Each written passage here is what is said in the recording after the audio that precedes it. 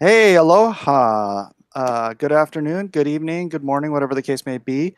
I am your humble host, Mike S. Miller, and I am here with my superb, supremely awesome silver-haired fox, Edwin Boyette.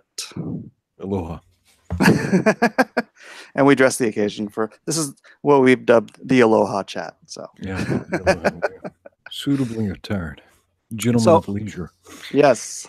So Edwin, I'm sure everyone in my chat probably knows you already, but you want to give your 30-second bio? Sure. I live in Hawaii. I live in Hawaii. I was a huge comic book fan when I was a kid. Had a little bit of a break when I was in the military, and then like in my early 30s, and then kind of started getting back into it. Discovered diversity in comics, and then really got way back into it, and then noticed stuff was a little wackadoodle. So got more interested in kind of what was happening with the production of comic books. Yeah. Right on. Yeah, I don't know if you noticed. I posted a thing on Twitter. Oh, I think you noticed. Asking for people's walk away from comics moment. Hashtag walk away from comics. And yeah, I got inundated with just a whole bunch of stories, just like you, and just people getting away, and then DNC or Ethan or one of the other Comicsgate guys bringing them back in, and yeah, it seems to be a pretty common story. I think people should tell their stories, so that I hear too often from people who think that Comicsgate is based up on some kind of a made up myth about people leaving comics. It's like, no, dude, people have left comics over the last 20 years and we're bringing them back. So I hear it all the time. I haven't picked up a comic and blah, blah, blah. I'm buying this. You've got me excited for comics again, et cetera, et cetera, et cetera. So yeah, I think people need to speak up and say, just plaster it all over, either whether it's hashtag walk away or hashtag walked away from comics. Just let it be known that you're coming back because we're making comics great again. Well, it's so bizarre for me too, because like when I grew up reading like Heroes for Hire. I mean, when I grew up, I could get a couple comic books for $1, right, from the spinner racket. A couple, several. Yeah, I came in when they were 64 cents. Oh no, 60 wow. cents, 60 cents, 60 cents. 60 cents. Okay, I think I came in before you. Learned how to read kind of early, and we'd go places with my dad, and he'd give me a couple of quarters, and I'd figure it out. I could get a couple of comic books and a Coke, and so you would. I don't think I entered like an actual comic book store because I grew up in small towns in rural North Carolina. I don't think I went into an actual comic book store until I was into my late 30s. Really? Before that, yeah. Before, so growing up, it was like the 7-Eleven, or down south, we had something called the pantry. And so you'd have a little bit of money as a kid, and you had this big old spinner rack staring at you. Yeah. And you'd turn and you'd think and turn, and you had to really. Oh, yeah. You had to really agonize over what you were going to take home with you. And then so when you took it home, you might read it 4, 5, 6 times. Yeah. Well, what blows my mind, though, what blows my mind. So growing up, one of my favorite comics was New Mutants. And it is diversity all over the place, right? Mm-hmm. You got Sunspot, you got the Wolf Girl, you got all these different characters, right? With all these different backgrounds. I mean, and this is what? Yeah, Danny. What was Danny's name? Her X-Men name, or the Indian girl. Oh, what was her name? It wasn't. My God. I know it was Wolfsbane, Cannonball. Yeah, Sunspot. Warlock. Yeah. I mean, talk about diversity. Warlock. What the heck was he? Yeah, and there was a couple of characters that didn't last that long, and stuff got moved around. But you just destroyed my geek cred because I couldn't write all the stuff off. But I'm thinking, And I would read Heroes for Hire and all this, you know, occasionally, like if there was nothing else, you might get like a Doctor Strange or like a Swamp Thing or something, you know, like kind of, oh, okay. You know, or if your dad brought back comics, you know, you got what you got. Yeah. Thanks, Dad. Yeah. Oh, okay. It's Howard the Duck. Yay. At least it wasn't Donald Duck. Yeah. But I'm thinking, man, this stuff was so diverse, and this is 35 years ago, right? Yeah, more than 35. It was diverse because it served the story, not because it was trying to shove an ideological concept down the reader's throat. Yeah. But we already had some of this diversity. Now, I mean, it's great. It's great to tell all kinds of stories, and to tell all kinds of stories, you have to talk about a lot of different type of people and showcase it. That's cool. That's cool. And I would like for everybody to look into a comic book and see something that entertains them, inspires them, or makes them feel some sort of connection. Right? Yeah. That's awesome. It's really strange because, like you're talking about, I never even thought about it. I mean, it was so I grew, you know, I was born in Hawaii. I grew up in California, and so I never even, I don't know, race has never really been a thing for me. You know, I mean, half Japanese. I had Asian friends. I had Mexican friends. I had black friends. I had one of my best friends is a Palestinian. And sure, I had white friends because this is America. But, you know, it's just never been an issue. So... Well, so did I. So did I. In the rural South, I remember my best friend was a black kid. His dad ended up being the first black judge in our county. But he used to bring, he had the best Transformers and he had the best G.I. Joes. And he used to come to my house and we'd play G.I. Joes and stuff, you know, because he had the good ones. It was fantastic. Yeah. And we just played together. Now, thinking back, everybody did live in different parts of town, but like there wasn't a second thought about all of us getting together and playing together. No, right? Kids don't care about that crap. You have to either be a forced indoctrinated racist where your parents are constantly telling you that other people are bad or other people are different, or you have to have gone to college and become a Marxist in order to care about race. care enough to make you and everyone else around you crazy, right? Yes. But isn't that it? All the other normies, we don't care. That's such a non-issue. Well, here in Hawaii, we've got a song, and after you get off with me, look it up. It's by the Beamers, and it makes fun of the different races in Hawaii. Yeah. And everybody kind of talks about their ethnicity. And so here in Hawaii, there's kind of a plurality. There's no group of people that have the most people, right? We've got, you know, we got a Haole mayor. Haole is Haole is a Hawaiian word for white. Doesn't literally mean white, but it's a derogatory word from white. Come on. Well, unless you put effing in front of it. You can call me Haole all day long, but if you put effing in front of it, then we have problems. And I believe it's the F word that's the problem. Yeah. But I'm married to a Hapu Hawaiian girl. She's what is she? Hawaiian, Portuguese, and German. And so a lot of people are like that here, just kind of. So Hapahali. Right? Yeah. Hey, Hapahali. A lot of people here are just kind of mixed plate. It works out. It works out. Hawaii is, Hawaii is the only state in the union where white people are the brunt of the racism. Yeah. And you know what? Once you learn how to navigate it, a lot of it depends how you face the world. I think they just don't like mainlanders. That's part of it. There's part of it. And a lot of it is how you present yourself. But like, I know I'm kind of like an eccentric dude. So I don't even try to pretend and I've been here going on for 20 years now. And I don't even try to pretend like I'm super Mr. Local guy and just be who I am and try and throw out that goodwill. And yeah, bro, I get that kind of discount. The only problems I ever have, man, I swear to God, the only problems I ever have, I get up pretty early. I head into work at like 4 in the morning. We work construction, so we got to get our crews out. The only problem I ever have is tussling with like homeless drug addicts when I stop at 7-Eleven for my morning coffee. Mm. You know, just somebody who's just whacked out of their mind on meth. That is the only problem I've ever had. Yeah. Other than that, almost uniformly, everybody has been beautiful to me.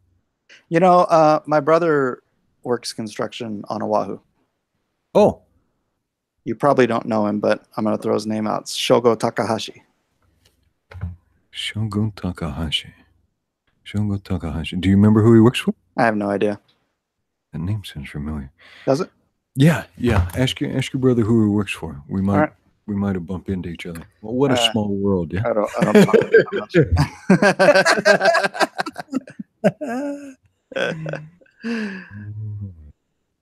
But yeah, you put out goodwill. You put out goodwill, and you get away from these crazies.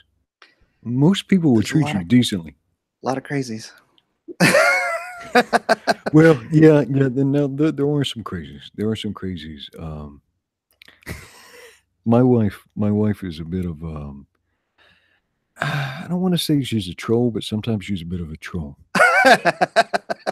So she's laughing in the background. We had a women's march. Yeah, I'm sure y'all had the women's marches wherever you were at, right? Yeah. Okay. All right. So there's a group called Refuse Fascism. There's a group called Refuse Fascism. And this Refuse Fascism, I mean, it sounds right. That sounds good, right? Like Refuse Fascism. Okay, I'm down with that. But it's actually run by the president of the Communist Party of America. It's just a front group, right? And these people are wackadoodle. And my wife found out that they were going to be down there. So she made these flyers that listed like the death toll of communism and socialist states around the world, and it said "communism kills" on top. And she went, stood by him, was giving up. They lost their minds. It probably didn't help that she wore the MAGA shirt down to the women's.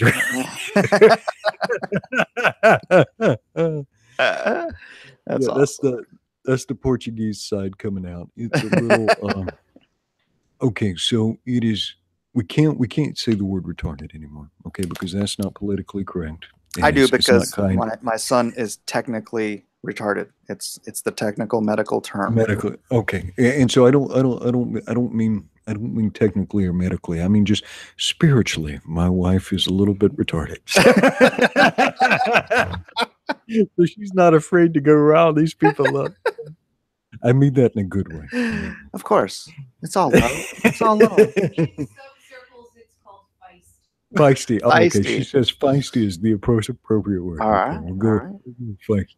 Just don't use uppity, because that's a whole different connotation. No, hi mucka mucka. No, you can't. Yeah. You don't want to be uppity. Yeah, the tall poppies get kind of kicked down here. You don't want to give certain appearances at Hawaii. Yeah. But for the most part, man, I've had a beautiful time living in Hawaii. And I've never had like these problems that people tell me they have. Yeah. Yeah. Your only problem is $10 gallons of milk. Yeah. Yeah, and we do okay, but my wife is very frugal, and she teaches like couponing classes and stuff. Yeah. And we do meal planning and whatnot. And yeah. You want to hear something weird? Gasoline is actually cheaper there than it is in San Diego. Really? Yeah. And you have to have every drop of it shipped to you across thousands of miles of ocean. Yeah, and it's cheaper than because of our wonderful governor and our wonderful democratic tax everything. I think John Lennon and Paul McCartney wrote a song about these people.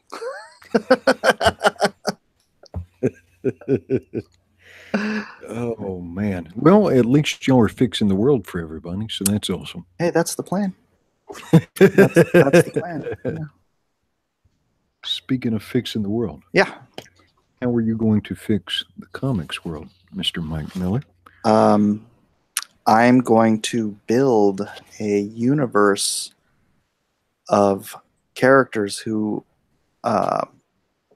based on original concepts and original stories, not just regurgitating the past 40 years of comic books with a slightly different costume and slightly different colors, with a slightly different origin story. I'm gonna a whole slew of just very original creation. I mean, as original as you can get. There's nothing new under the sun. So I'm coming at this with a realistic perspective. And when I wanted to create Lone Star, my purpose was to create a patriotic hero, and my curse is that chasm has been filled so well by Captain America that it's hard to do anything with stars and bars and eagles and whatever that's not, someone's not automatically going to go, oh, it's a Captain America knockoff. But it's the character until recent years, though. Until recent years. But the way that poor guy is being drawn now, that former American icon, being debased with every new issue that's published, because Marvel seems bound and determined to drag him down into the mud and just take all his magic. So I don't know, maybe it's time for another patriotic hero. Let's hope it is. I had thought about getting the rights to the Fighting American, the Jack Kirby creation. Oh, I just read some of those not too long ago. Yeah, well, it turns out that Titan Comics got the rights to it. Titan is a UK company. So the Fighting American is being published and created by the Brits. That's funny. But it doesn't, they've done something not too long ago, but it doesn't seem like they're frequently doing something with it, or am I out of touch? They have it now, and last time I was at the comic shop, I went and I saw, and they had several issues up on the stands. I don't know when they came out, but they are still fresh enough to be on the new comics wall. So yeah, and they don't look bad. I can't say they look bad, but I don't know. I wonder if they still call us the Rebels instead of the Colonials, the fighting Colonials. Yes. Let's just hop across the pond and fight the Brits. All right, so what made you decide to pick a patriot? Because all right, well, let me back up one step. All right, so you've decided that you're going to have Blacklist comics. You're going to create your own universe. Yeah. And you've said you've got a variety of characters and stories to tell. What made you decide to lead with Lone Star and the Unknown Soldiers? The rebirth of my hope in the future of comics is rooted in my rebirth of my hope in the future of America, and that had to do with the election of the great and almighty Donald Trump.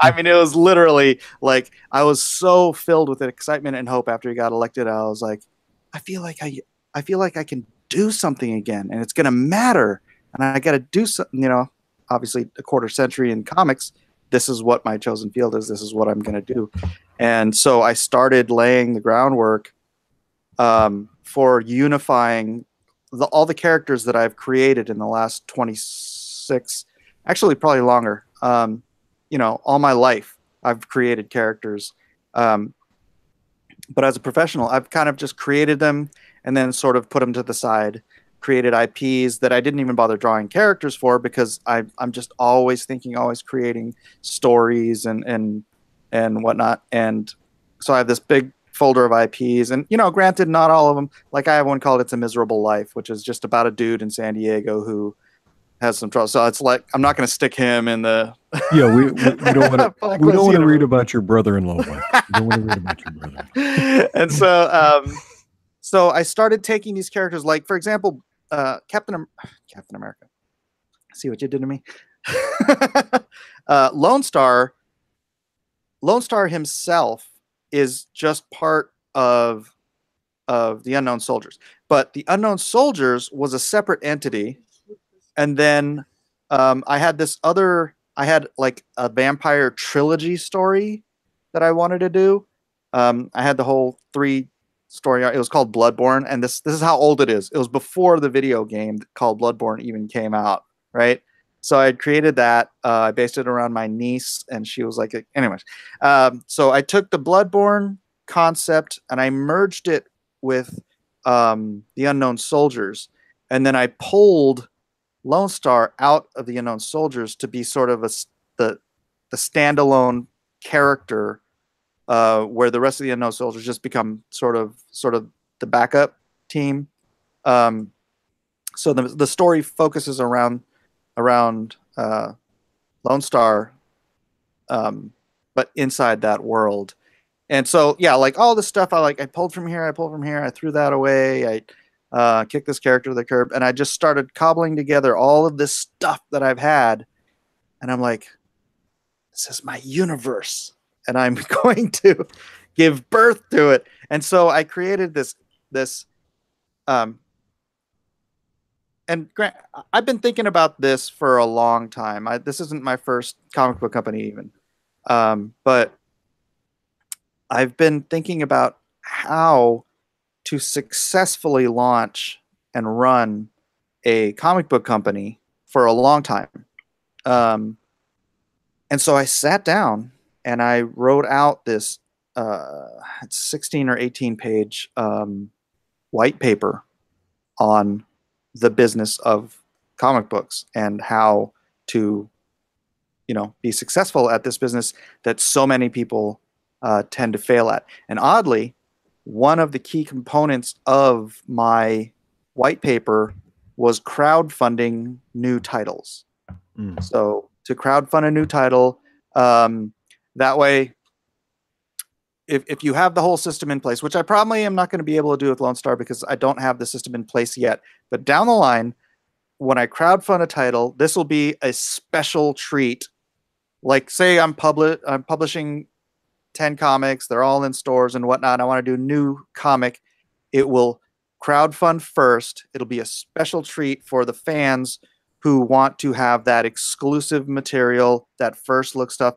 And then I will overprint when I print for them. I will overprint, and then the overprint is what I will sell to the comic book stores, possibly with a different cover. I don't know. But it's all part of a larger plan. And then my partner Philip Nelson has been fielding different. Another part of the plan was conservative media outlets, be it Fox News or Rush Limbaugh or whatever, just finding a way to garner the media attention of, either partnering with them or, working with funding. My partner knows a lot of these people, so it's all like a possibility, right? And he's, I don't want to go too far into that, but so when Diversity in Comics, and then Ethan, and actually prior to them, even Alt Hero came out, and they're like $250,000, $300,000. What's that guy's name? Vox Devil? Vox. The Dark Lord. I actually have you been seeing that argument I had on Twitter yesterday? I actually contributed to that when I heard eventually that Chuck Dixon would be working with them. I'm not alt-right, any of that, and I don't want to see anybody demeaned or any of that. But that was where I started seeing like the SJW stuff, right? And I wanted to help send that signal. I didn't expect a great book from it or anything. I actually had very low expectations, but I thought it was important to send a signal that something else should occur.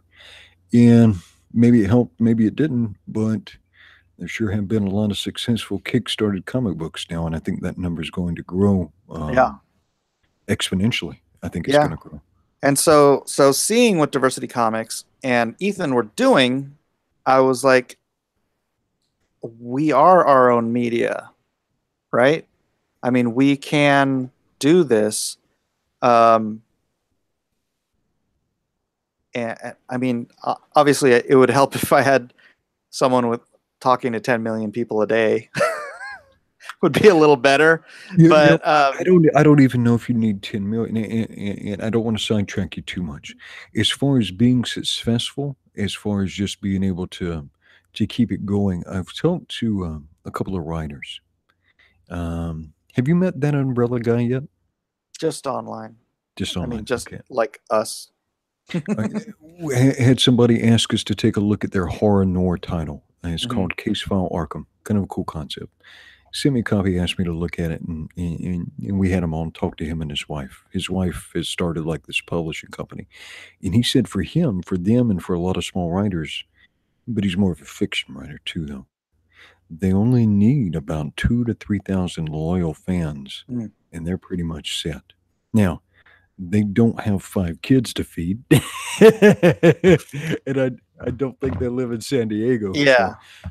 But it doesn't take that much. Now, even getting to reach, though, getting beyond profitability, just getting beyond reach, our community is only so big. So once you're reaching somewhere between 50,000 and 100,000 people, you're talking to a lot of people in our community.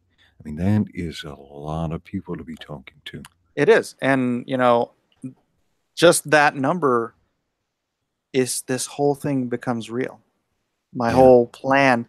It's not the way that I thought, but I was convicted to do this. I felt led to do this, and I even went. It was the funniest thing. I went about a year and a half ago, after I had been convicted that this is what I need to find a way to do.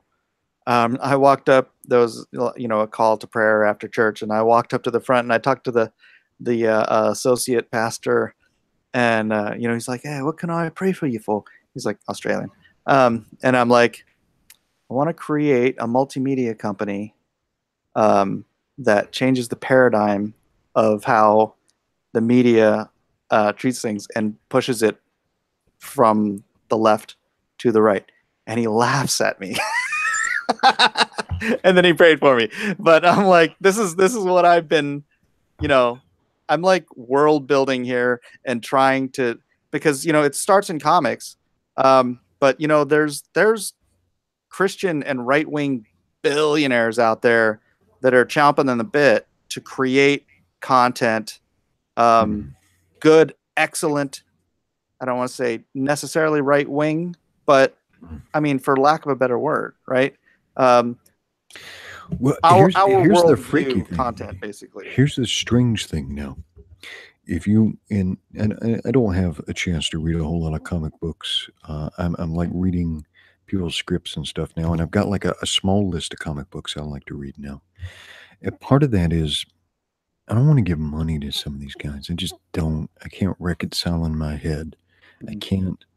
Like these people who are using their platforms to like spread this mind virus and tell some of these kids and the young adults that something's wrong with them or that they're bigots or they're horrible people. And like I talk to so many people and like legitimate bigots that are comics fans. I've talked to maybe one, maybe, and I'm not even positive. For the most part, the young adults and the kids I talk to are great people. Yeah, I say kids. I'm 45, so when I say kids, I mean pretty much anybody under 30. I don't mean that dismissively. It's just, but they're great people. You know, some of them are awkward and some of them are not that articulate. But they're good people, and they don't need somebody taking their money and telling them that they're horrible people and they need to contort themselves into all kinds of crazy ways to like solve some imaginary problem. Yeah. Because most of these problems that these people are screaming about, one, you probably don't have anything to do with it. If you're not a hiring manager, if you're not a banker, if you're not deciding where infrastructure goes, if you're not running a prison, I mean, you're probably focused on your day-to-day stuff, like taking care of your family. And if you're lucky, you're saving a little bit of money, you know, maybe more since unemployment is down. Taxes have been cut. Maybe you're saving more, unless Jerry Brown, unless you live in the great state of California and Jerry's taking every last cent you got left. But most people are probably focused on taking care of themselves. You And are they don't so bourgeois. they don't have the power. They don't have the power to affect this stuff. And they didn't whatever problems, whatever structural problems that exist, they didn't have anything to do with it. All right. So you've got these rich or wealthy college kids telling working class and normal people, maybe people with student loans and stuff, that they're responsible for, or just comic book fans, that they're responsible for all the evils of the world and they need to contort themselves. And if they don't like it, they're horrible, evil, bigot, Nazi, misogynist, homophobes, this and that, 25 ist. And they do it outside the comics and they do it inside the comics. And I think one of your old writing buddies, one of the people that you were paired with, me and him have had a scuffle or two. Tom Really? Taylor. Tom Yeah. Taylor. Yeah. Yeah, I'm actually blocked by Tom Taylor. I Are sort of, you? yeah. And maybe he's all right in person, but I was just reading one of the new titles he was working on, and I read like, it was like overt Marxism. Like, Yeah. He's a full, yeah. yeah. He's a dyed-in-the-wool leftist. I was the first time I responded to one of his crazy leftist things on I don't know, it was Twitter or Facebook. He just said, and he came out and he said, "Oh, Mike, you and I are never to discuss politics." And I'm like, okay, that's the line in the sand of this Yeah, relationship. yeah, I'm chill with that. I know I know where I'm not wanted, or my particular opinions are not wanted. So yeah, we haven't. I mean, I haven't talked much to him. He tags me and stuff yeah. related to injustice. But other than that, yeah, we're And I get it. I get it. We have some of our workers don't get together, don't get along, right? But they have to work together, and so they swallow their differences because they like getting paid. I get it.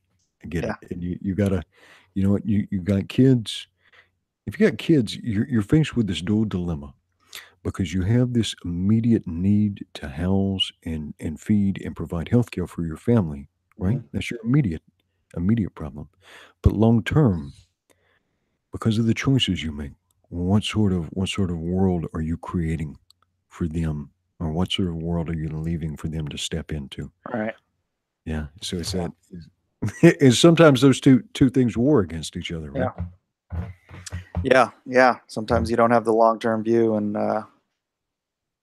20 years from now, you turn around and you're like, "What did I make? What did I do?" There's a Frankenstein monster behind me. Is he mining nose goblins? That's right. That was hilarious. It's great, good stuff. Um, Yeah. yeah. So I had a little tussle with him. So I think he's got me blocked. But my whole thing was like, it just agitates me to see people take money from customers. There's another All one. right, Yep. we got a ninja. It agitates me to see people take money from customers and then berate them inside the comic book and outside the comic book. That's nuts. That's nuts. Well, I mean, I get sick of hearing myself say it, that it's because their worldview requires them to believe that if you don't agree with them, that you're stupid or evil. And if It's cool. He's if working on his fitness. and if you think that way, then I mean, you can't.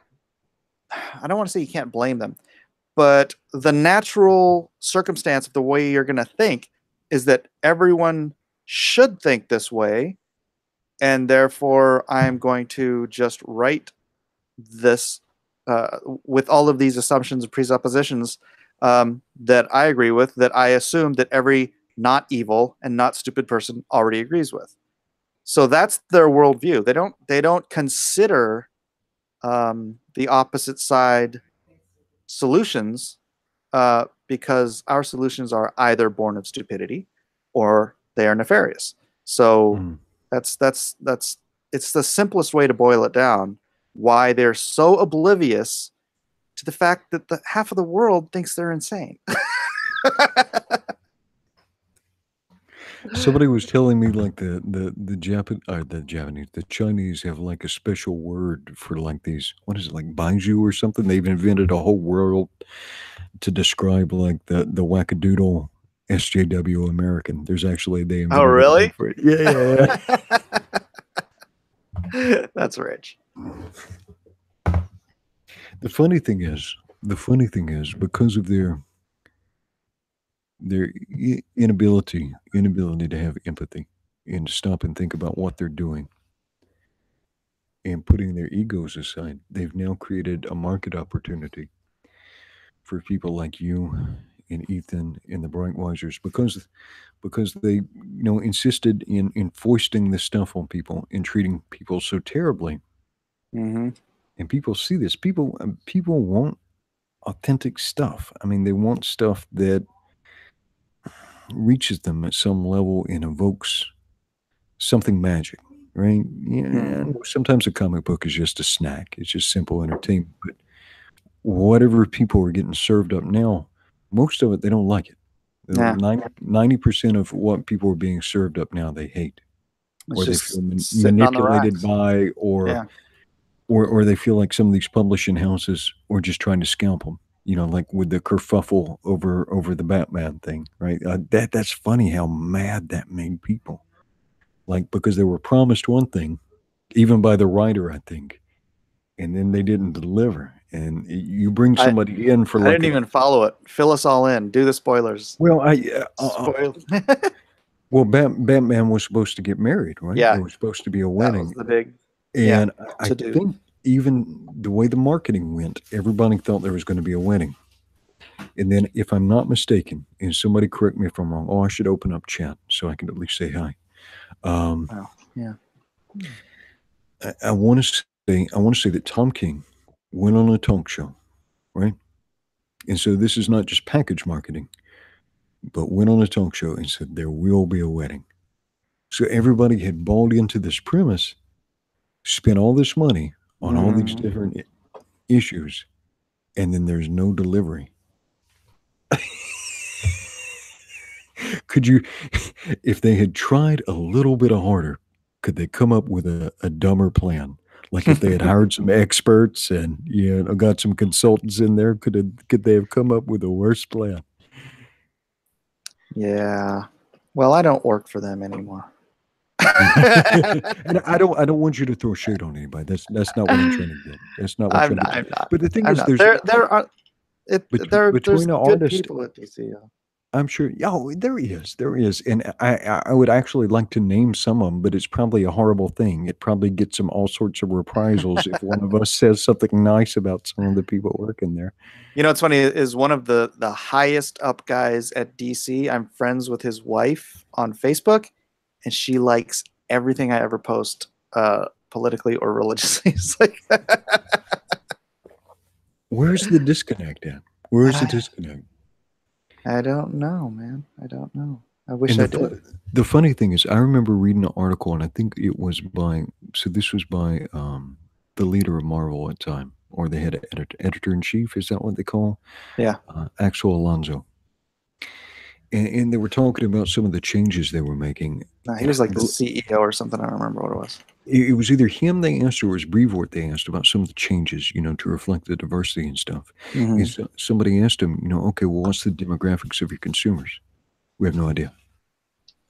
They had no clue. How do you have a subsidiary? How do you have a subsidiary of one of the largest global corporations, right? One of the premier brands in the world, right? At least for now, Marvel Entertainment. Marvel is one of the premier brands in the world. How do you not know who your customers are, and then make all these crazy company-altering decisions? It's bizarre. Could they not just like get to just like one MBA? Doesn't even have to be from a good school, and he could be like, I think the technical term for this is, and I'm not sure if I can say it, but I think it's retarded.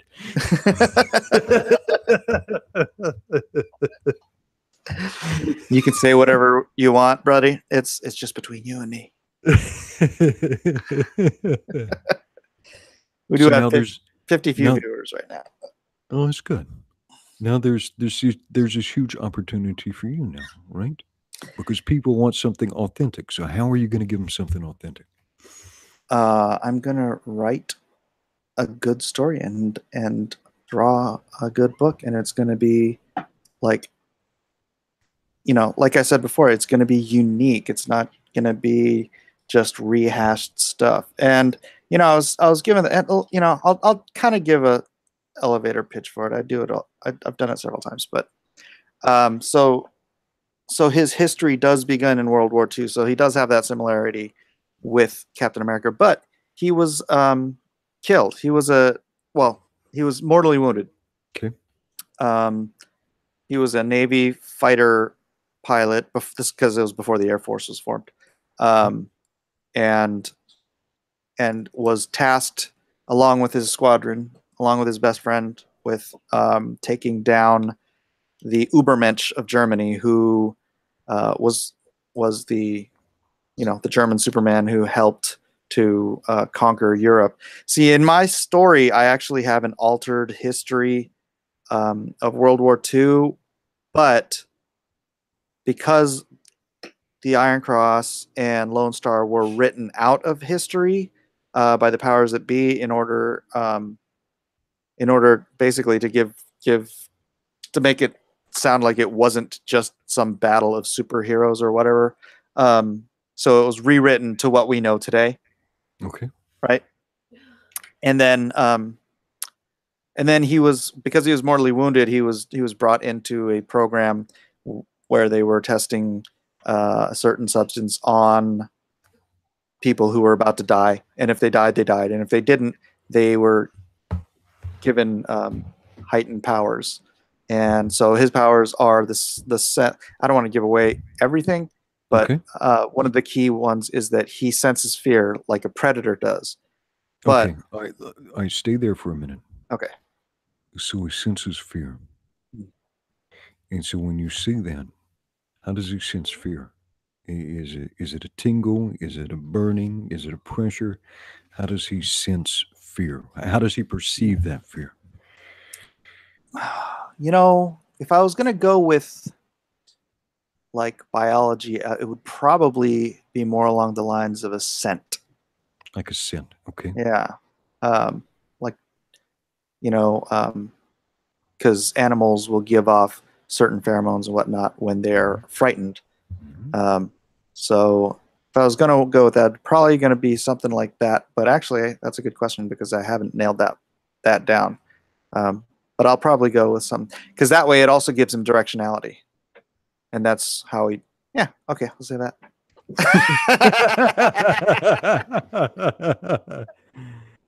All right. There's Isaac. Don't pick your nose, okay? Everybody's got a power, Isaac. Just make sure to use yours for good. Use yours for good, little buddy. So he was the first among what were to be known as the Unknown Soldiers. Now, my original draft of the Unknown Soldiers, they were kind of like a G.I. Joe, and the Tomb of the Unknowns was actually the entrance to their base. Oh, okay. Well, that's kind of. I've been there several times. I've been there. Yeah. I grew up in North Carolina, and when I was a child, probably at least once a year, we'd go up and watch the changing of the guard. Oh wow. Yeah, people have never seen it. You should at least go watch it on YouTube and nothing else. I went to Bragg with my grandfather one time when I was a kid, and I visited North Carolina. And we were looking, like, checking it. It was, I don't remember what it was. I was so young. I was probably eight years old or something. But I just remember seeing like the Cobra helicopters and just marveling how thin they were. It was they're this wide. It's like, how do you fit a guy in there? It looks like the cockpit of a go-kart almost, really. Right. Yeah. My grandfather was actually a lieutenant colonel. So he had a nice little retirement.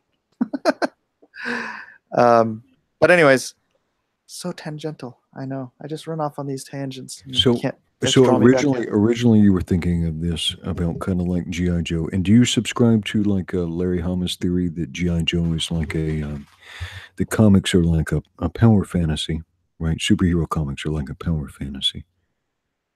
You know, kind of like a water MIDI kind of thing, or allow people to imagine themselves having power when they're powerless, or enough power to be able to achieve whatever they want. And I think his theory is that GI Joe is a loyalty fantasy. Mm. Because if you're lonely or you don't have as many as friends as you want, and now here's a band of brothers, right, who are loyal to each other, and thinking about it can evoke a pleasurable sensation, because here's, you know, people who have this bond with each other. Right. Yeah, I can see that. All right, so now No what comment. took But yeah, I'd have to think about it more. But yeah, just offhand, I think so. Yeah. Let it percolate through your old noodle there. Yeah. So what made you decide to shift it from like a GI Joe type of scenario to more of like a, I guess, a covert team? Sort of? Because in my Bloodborne trilogy, I had okay, so it was focused on this girl, Jessica Osborne, and she got involved with this coven of vampires, and then, you know, it was just it was this whole story. I don't want to get into the whole thing, but anyways, she's trying to leave the coven because one of them wants to mate with her. Oh. And she's like, whoa, she's all, I'm out. And then, you know, one of them comes back, and so she calls her dad, and her dad, okay, the story is that all right, so she friend zones the vampire. she friends zones the vampire. Her dad, it was like they were always moving around. They're like, you know, from place to place to place to place. And so finally her mom got sick of it, divorced her dad, right? And so that she could have a place to live. So this is kind of where the story started. And she's like having a hard time meeting anybody in school because it's like, you know, the new kid syndrome. And she's never really had friends for more than a few months or a couple years because they're always moving. And her dad has this cabal, this little group of, you know, her uncles, you know how they say in Hawaii, everybody's your uncle, right? Yeah. So, so she calls her dad, and she's like freaking out. She's telling him what happens, and he's like, just go to the house, So, you know, she goes to the house. The vampire tracks her down, and he's about to, you know, harm her. And dad kicks down the door and pulls out his gun, and the vampire just goes like and holds out his hand, and the dad blows his hand off, and the vampire's like, what? Because he's like, and then that vampire runs off, and, you know, dad explains that that's why they moved around so much, because they are a team of monster hunters. You know, sanctioned by the government, all this high-tech equipment. They use cellulose rounds in their guns because it disrupts the ability of the vampire cells to reformulate. Okay. So that's why it could take off his hand, right? And so all this stuff, and he's explaining it to it, and he's like, we've been looking for this coven. Can you take us to it? So then you have the whole team go down, and then it just turns into a scene from Aliens, but with vampires, right? And it was like, you know, just tearing down. How did that go again? Let's hear that one more time. I can't do it while I'm laughing. But then I so what you're saying is that Jessica is one ungrateful biddy. They took her and they made her a friend, and she just sold them out just like that. Yep, that is correct. And so then the Bloodborne video game came out several years after I had written this story, and I was just like, well, I mean, I could just change the name. But, you know, like I said, I sat on all of these things for the longest time. And then it just felt right to pull that story out and merge it with my Unknown Soldier story, Right. and then just pull Lone Star out of there and make him the star. Yeah, and so for everybody, I actually have read the script, or the, you call it a script or a treatment? I call it a treatment. There's not a lot of dialogue in it, and it's really just story beats. Yeah, I guess, yeah, because it doesn't have all the camera stuff, and okay. And so I've read that, and I don't think I've ever encountered this particular combination of elements before. So it has tropes, it has elements you will recognize, but I don't think I've seen anything that contains this unique set of tropes. And some of it is modern enough where I have the sensation that when this thing gets published, if we can get it out to enough people, it's going to make all the right people mad. And that'll be fantastic. And it's not overtly political or anything like that, but I think there's elements to it that will make the right people mad, and that'll be a joyous day. It's funny because I showed the first few pages to a friend of mine, and he's like, oh, not the standard superhero trope at the beginning with the standing on the building and all that stuff. I'm like, it's the story is not a trope, right? Yeah. But I want to bring people in with a sense of familiarity. Mm-hmm. So I granted myself that moment of, look, whatever else this guy is, he's the hero, and he's watching out for you. And, that's the begin. That's the opening scene. But yeah, as you read, the rest of it kind of takes some very interesting twists and turns away from. And there's a good payoff. There's a good payoff. Are you going to be able to work? Did you see that coming? No, I didn't. No, that totally. I did not expect that at all. When I led up to it, I thought it would be something different, and then no, you surprised me with that. So that was fun. That was fun. I didn't. It's hard to surprise people nowadays, right? Yeah. That's what I'm saying. So there's the combination of elements there. I don't recall having been done anywhere, so it should be fun for people. And there is a good payoff, and people like a payoff. Like I was talking about Batman, people were upset because they were told there would be, everybody. Oh wait, are you talking about the payoff in the last?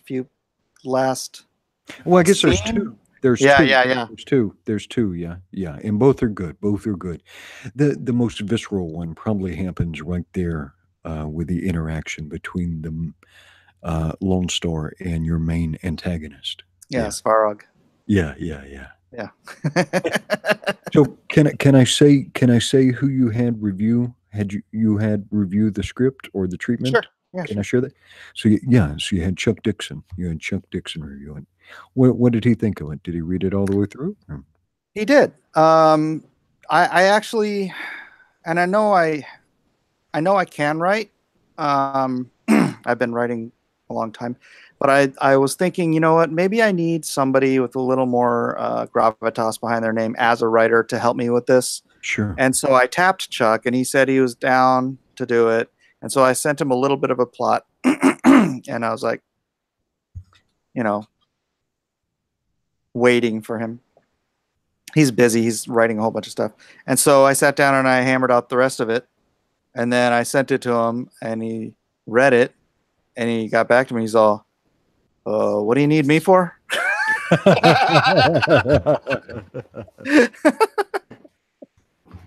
So, yeah. And then Roland Mand as well. He was my first editor at Malibu. He's one of us. And he read it, and he helped edit some stuff. But yeah, he really dug it too. So there's a couple of scenes that might be challenging, I think. And you're a good artist, but I think some of it might be challenging just because there's so much going on. Yeah, I love that. So much. I love. You see my eyes like light up. Like I'm like, yes. I mean, did you see the piece that I did for fun? The Naruto piece. I don't know if you saw it on the. I haven't seen it yet. I haven't seen it. Hold on a second. You're gonna laugh. Let me fire sort up of chat too. We might get an echo, but let me just fire up chat. Okay. I try to be sociable. How great I am at multitasking, but I try.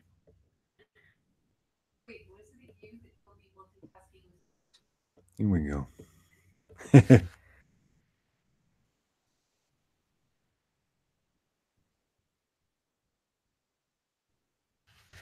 we go. Going back over. It's opening. Yeah, I've noticed with a lot of you guys who are jumping out and doing your own things, like the Brightwisers, you, Ben Henderson, like everybody's shooting big. I mean, everybody's like trying to drop their magnum opus. Yeah. It's gonna be, when all this stuff comes out, it's gonna make everything that is going to make everything that's being put out by the big corporate companies just kind of look even poorer in comparison. Well, I hope so, because that is what we're not to produce. I don't know how to say it without insulting anyone, so I'm just going to say nothing. We're trying to produce A+ level stuff, because we want to compete with Marvel and DC, and we want to kick their butts. So yeah. I don't know why this refuses to open. Open with. All right, now let me open it with Photoshop, because. Oh, there it goes. Jeez, that took like forever. But I was telling Mitch, man, from what I've read about Lone Star and the other stuff you've shared, there's a natural crossover point with Red Rooster, and so you guys got to get together. Too. You guys got to get together, because that would be pretty awesome. The last comic book artist says, "Speak for yourself, Mike. I'm aiming for B-."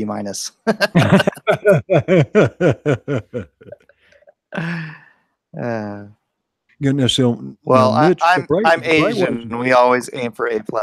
Well, the Brightwisers kind of went out and cheated, though. They went and got this guy named Mark Pellegrini, and he writes. He's a writer, but he's got like a full-time job too. But man, that is a good script. That is a good script. Yeah, sometime when you guys actually have some time to breathe, you and Mitch should talk.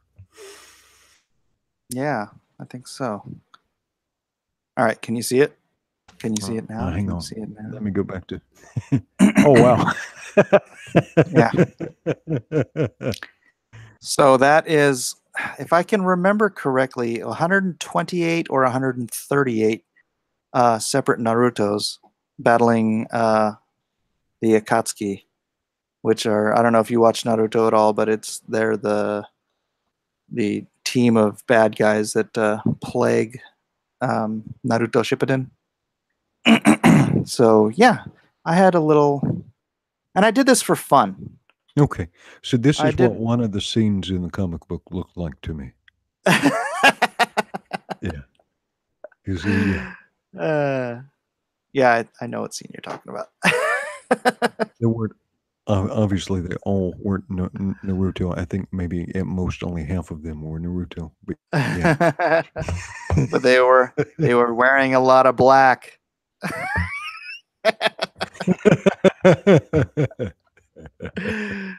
People are like, what are they talking about? Yeah, you know what? You don't want to spoil too much. You don't want to spoil. I know. I don't.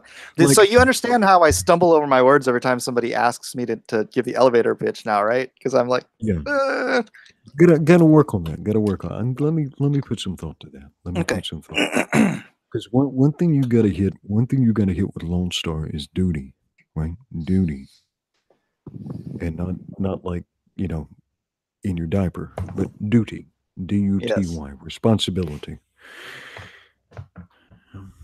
Because what would you sacrifice, right? What would you sacrifice to fulfill your responsibilities to your family and to your community, to your neighbors?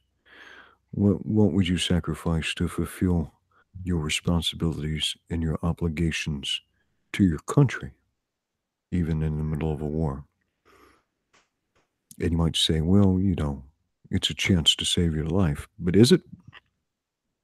Or is it bigger than that? Yeah.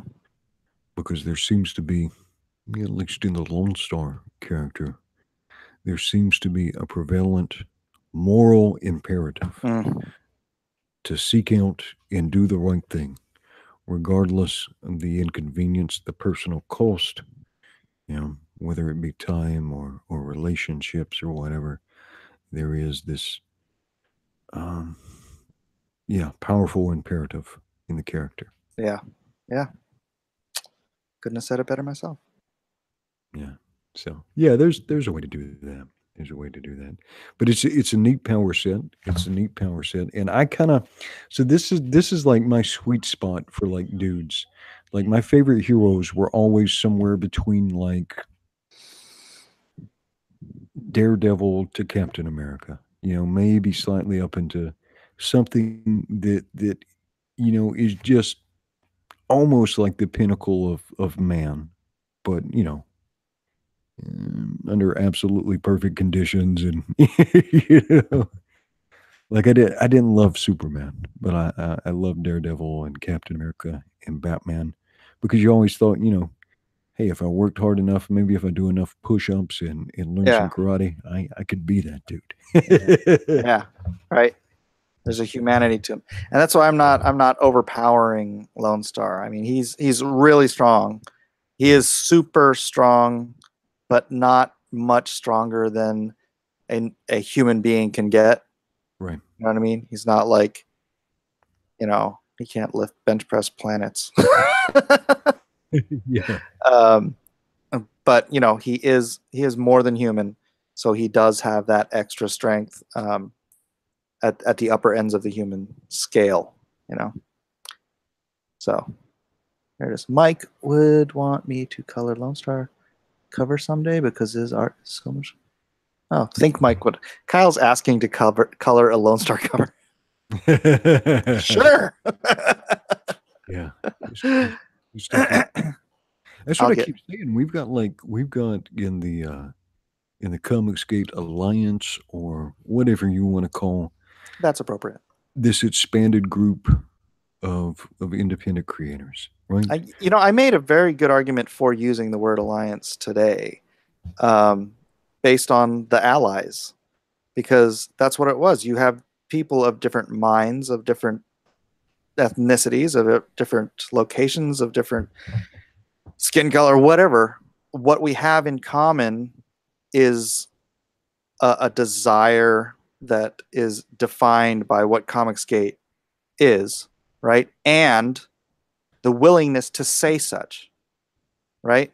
I mean, you can believe everything that we're saying about wanting to bring real entertainment back and not force politics down people's throat until they gag, and all that stuff that is what Comicsgate is about. But if you don't say it, you're not in the alliance, you know? But otherwise, you are an ally, and that is the alliance. Well, and I'm sure you're familiar with this. He who is not against us is for us. You may have encountered that particular phrase before. Yep. I heard that before somewhere. But the vocalization of an endorsement or acknowledgement of Comicsgate, that part is understandable, because not everybody's ready to jump out there and face the potential consequences that comes with that. I have a very dear friend who is very much copacetic with absolutely everything. Wouldn't say it out loud. It's like, you have a family to feed. You're in the industry. You don't want to be in my position.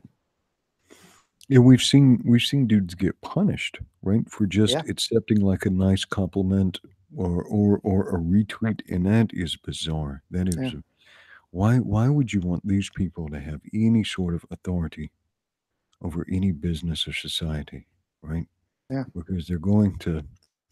I forget who said it. I don't know if it was C.S. Lewis, but essentially what he said is a tyrant gets tired, right? Tyrant gets tired. But like somebody who's bullying you for your own good will never stop. That person is tireless. Oh. Wow. Yeah. Deep, brother. But these people won't relent. These people won't relent, and it's it's just one more one more body to pile onto the pyre, so they can satiate their need to express some sort of warped sense of morality. Yeah, and it never Yeah. stops. Hey, Mitch is here. Yeah, he said he was going to get a hold of you. And I think he co-opted some of your love when I was describing the range of heroes I liked. He was quick with that. So basically, you mean Red Rooster, right? Nice. And Mitch does have a campaign going on right now, and so Yeah. if you're not aware of it, please go check that out. Mitch has put up plenty of stuff on that. You can see that. We got a couple of paydays before Blacklist Universe and Lone Star comes out, so you can support both. Yeah, and he hit You 70 don't have today. to pick or choose. He did. Yeah. He did. Yeah. Fantastic, Mitch. Congratulations. I'd be okay with that. Just that. I'd be okay with just that. And he's got a whole 3 weeks to go plus, right? Oh, well, you've got at least one backer. Mitch has said he will be backing Lone Star. But man, we got like so much talent, because like between you and Mitch and Ethan and Benny, I mean, we got like, you guys are legit industry veterans and superstars. And then we've got these newer talents that people are going to get a chance to love. And I didn't even talk about, like John Malin and Brett Smith over with, Diversity in Comics doing Jawbreakers. We got Kelsey Shannon, right? We've got Kyle Ritter now, getting to know Kyle. Kyle is a cool dude. Who else am I forgetting now? And there's like this nexus, there's this intersection, there's like these weird nodes of intersection, and it all goes back to Arkansas. I don't know if one of them Arkansas boys cut a deal with the devil. I don't know what happened. But there's this nexus between Mark Pellegrini, Chuck Dixon, and who was the other nexus? Chuck Dixon, Mark Pellegrini, and Brett Smith, and there's these connections between people, and it's so neat. But there's so much talent, all kind of centered around people. Yeah, Mitch is saying I am the Arkansas Comics Mafia. Yeah, so make sure you get your Red Rouger, or Mitch will be around with a baseball bat. Somebody in the chat was asking why my feed is laggy. It's because I've got 2 kids playing MMO games on the computers next to me, sucking up all my bandwidth. So that's why. There's one now. It's the family stream. It's the family stream. It always is. It's the Miller Bunch. You should do the little panel. We got some budding young superstars. Yeah. What do your kids think about comic books, or is that just like dad's work? They don't read a lot. They read more Calvin and Hobbes than superhero stuff. My son reads more superhero stuff because I've got a whole thing of graphic novels up here, and then my daughter reads more manga. My dad rocks. All right. That's Micah. You got at least one endorsement.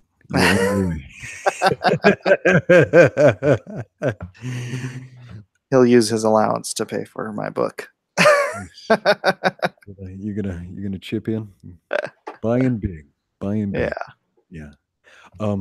What do you even let them read though? I mean, how do you filter out that stuff? Because I'm like looking at some of the stuff that's coming out of Marvel and some of these other books, and there's like, I've got nephews, and my brother has made like this wall for my older nephew. He's about 10, and he's got all of these cool Marvel figures from the 90s. I mean, there must be like 50 of them. I mean, my brother just went nuts, and he's got like a whole superhero wall. It's awesome. But like a lot of this stuff, I don't know that I would let anybody under 14 or 15 read. Like some of this stuff, after I read, I want to shower. I need that. Yeah, well, Elijah's 17. The other ones don't even read it. But you know, I have some of the older good stuff. Um, you know, Days of Future Past, Avengers Forever, some World's Finest stuff, old JLA, Neil Adams, Batman. Yeah, I don't have a lot of the new stuff because it's so much. All right. Yeah, a lot of it is not. Yeah, it's just well, if you got any sense of intelligence or any sense of taste, it's probably not appropriate for anybody, right? Yeah. I hear. All right, so we got some questions though. Okay. People want to know what is the goal length of the first Lone Star story. Around 144 pages. So I'm going to break it up into three 48-page saddle stitched books. We're going to be doing one alternate cover per book. And yeah, it's hard to try to figure out what's going to be best as far as tiers. But I was thinking I'd do a tier of no signature if you want to like take a little bit off, and I'm going to try to make sure the shipping is as low as I can get it because I want to get it into more hands or as many hands as possible. Well, without shooting myself that $8 seems to be the like the minimum point for shipping that I'm hearing. Have you found seriously? Have you found a cheaper point than that? I think Mitch was saying it was going to cost like $8. Are you serious? Dang. I think so. I think so. I think All right. everybody's still trying to solve that problem. So I'm gonna have to do like a $10 shipping. Dang it! I really didn't want to do that. I could be wrong, but talk to the Brightwisers. I thought for sure Mitch said it was eight. It was going to work out to be about $8 for shipping. Can you go turn the AC down? 72. 72. That's 10 degrees lower than where you are, right? Yeah, about that. That. It's always 82 in Hawaii. Yeah. Hawaii is like living in perpetual May. It's like May all year round. Yeah, if I lived there, I'd have to have air conditioning because I can't sweat on the paper. Oh yeah, when you're drawing. Yeah.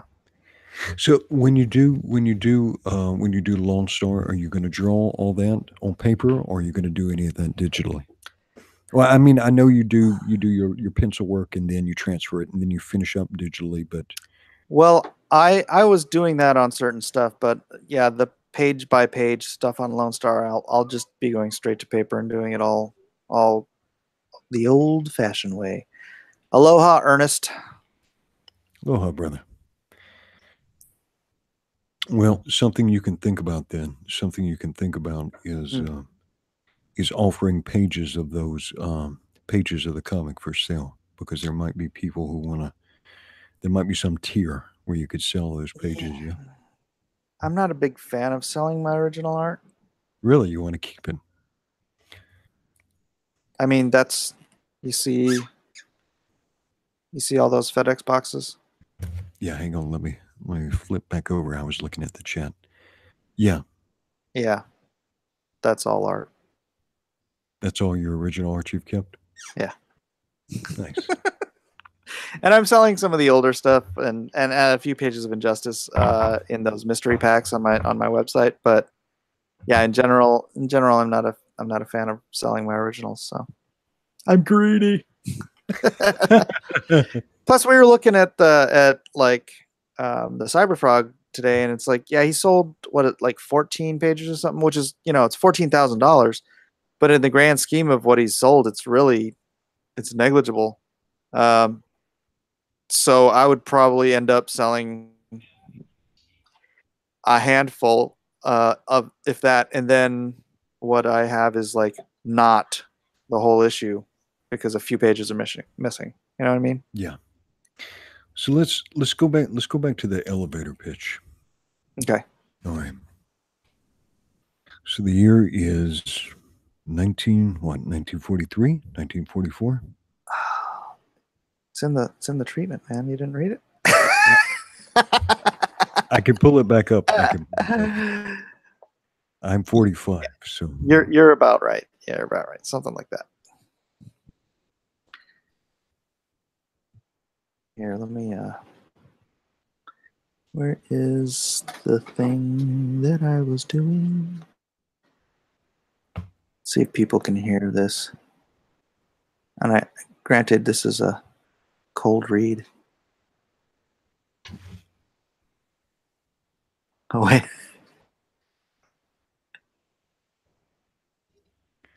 let me pull it back up.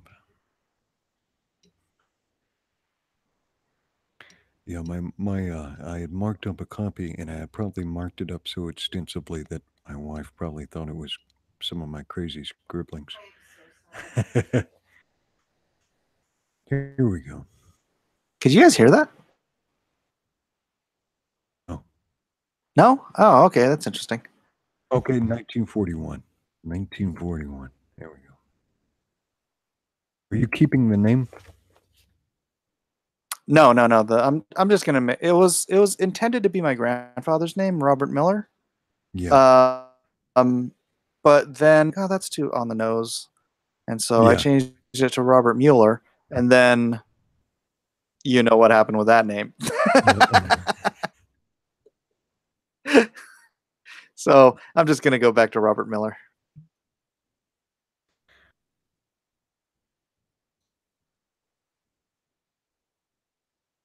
So mortally You're reading wounded. something? Mortally wounded in 1941. Robert Miller, until renamed, becomes a founding member of the Unknown Soldiers.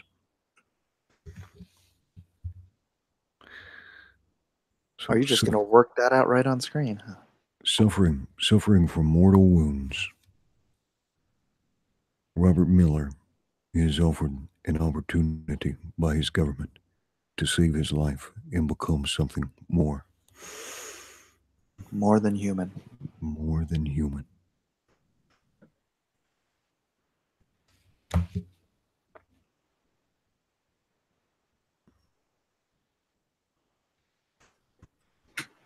The man Robert Miller no longer exists. In his place is the Lone Star.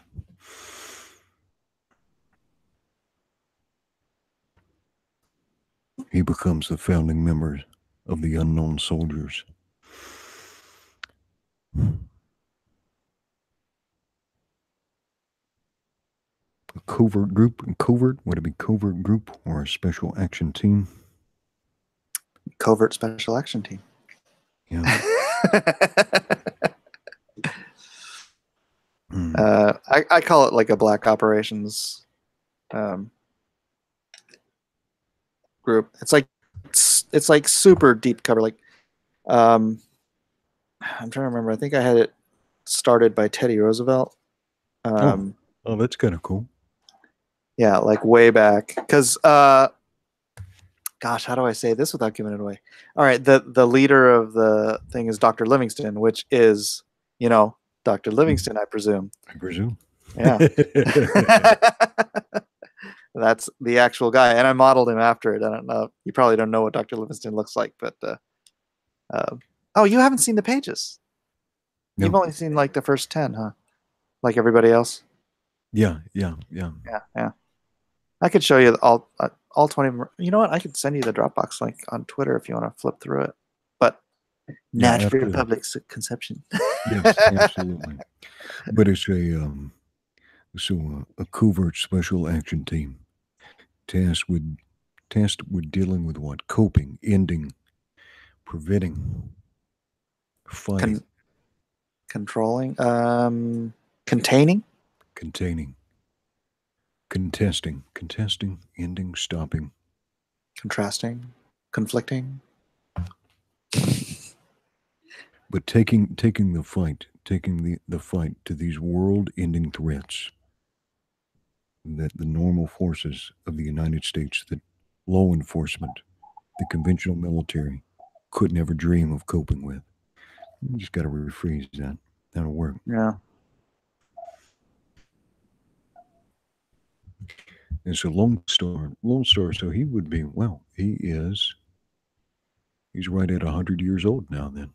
Yeah, at the point of the story, he's about 85, though. Because the story takes place 18 years ago, roughly. That's right. Right around the turn of the century. Isn't that weird that we can say that? The turn of the century. Turn of the century. Well, then somewhere up front, when you lead with Lone Star, it has to be a man out of time, right? I don't know. I hesitate to use it. Feel trite? Does it feel trite? Well, I hesitate to use it because he's lived through it all. So you don't call an 85-year-old person a man out of time, right? You call him a person. You just call him an old guy. But he's not. Chronologically, he is. Yeah, chronologically. So, I mean, his body is... This isn't Captain Geezer, right? No. No.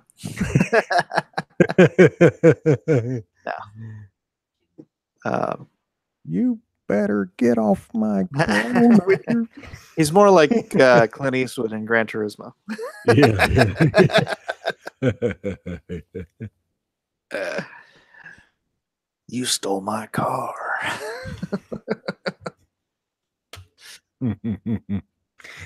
Oh. But yeah, there's a good pitch there. Yeah, it's just got to be massaged a bit. Yeah, and you can do it without spoiling. You can give the elements, and you can do it without spoiling. But there's something different about him. I mean, we know he's the first and the leader of a covert action team, right? Mm-hmm. A United States government covert action team that's tasked with fighting with these special threats that no one else can fight with. Without spoiling anything for anybody, in this manifestation of the universe, are there other known heroes than the unknown soldiers? And they're not even really known. I guess they would be known to a very few. But are there any public heroes that people would be aware of? Yeah. Or are we into spoiler territory? Well, I don't think it's applicable to this story. Right.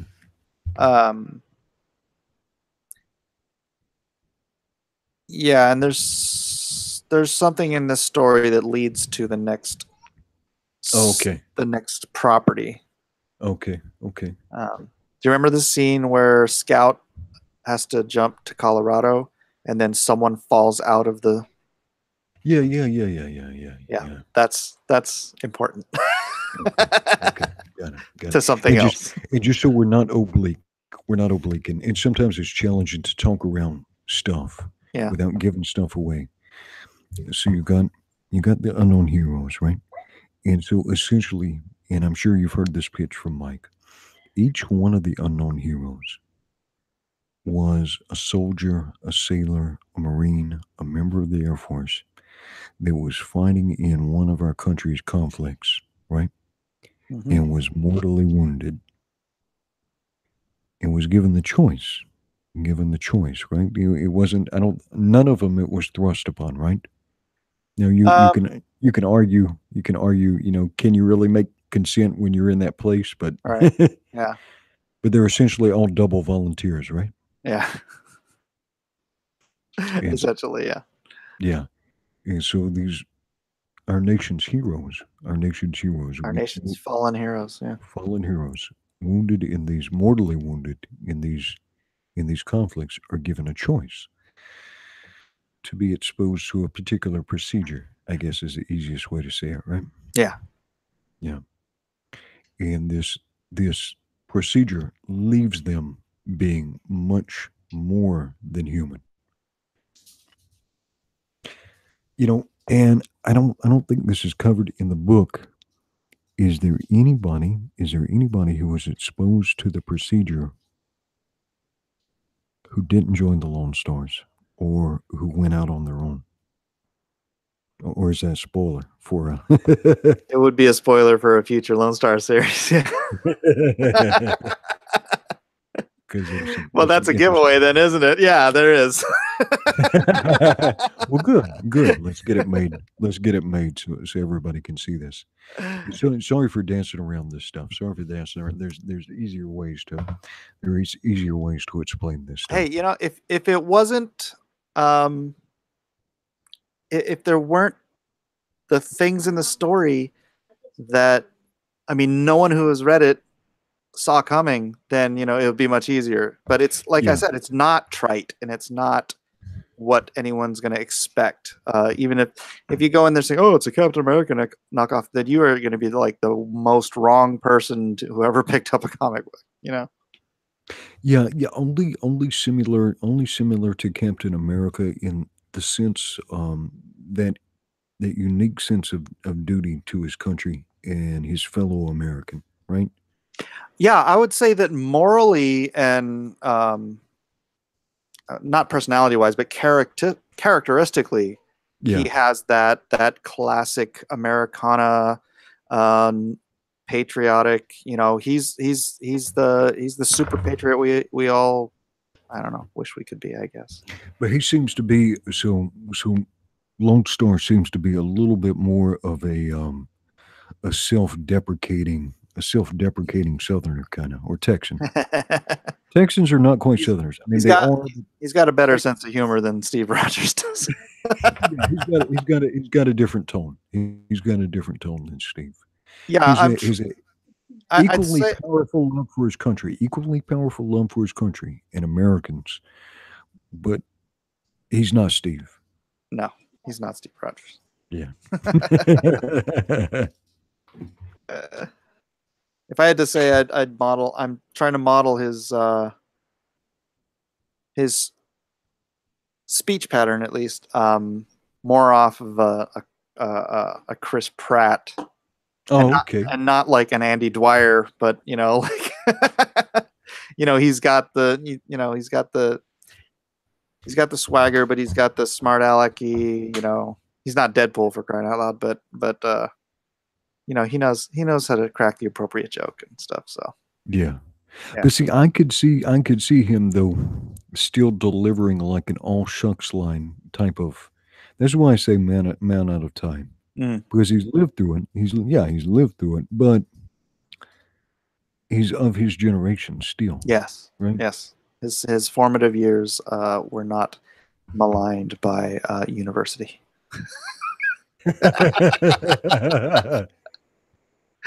Andy Dwyer punching monsters. Got it. That would actually just be a great book itself. Andy Dwyer punching monsters. All right, I got to go back to the drawing board and rewrite this whole thing.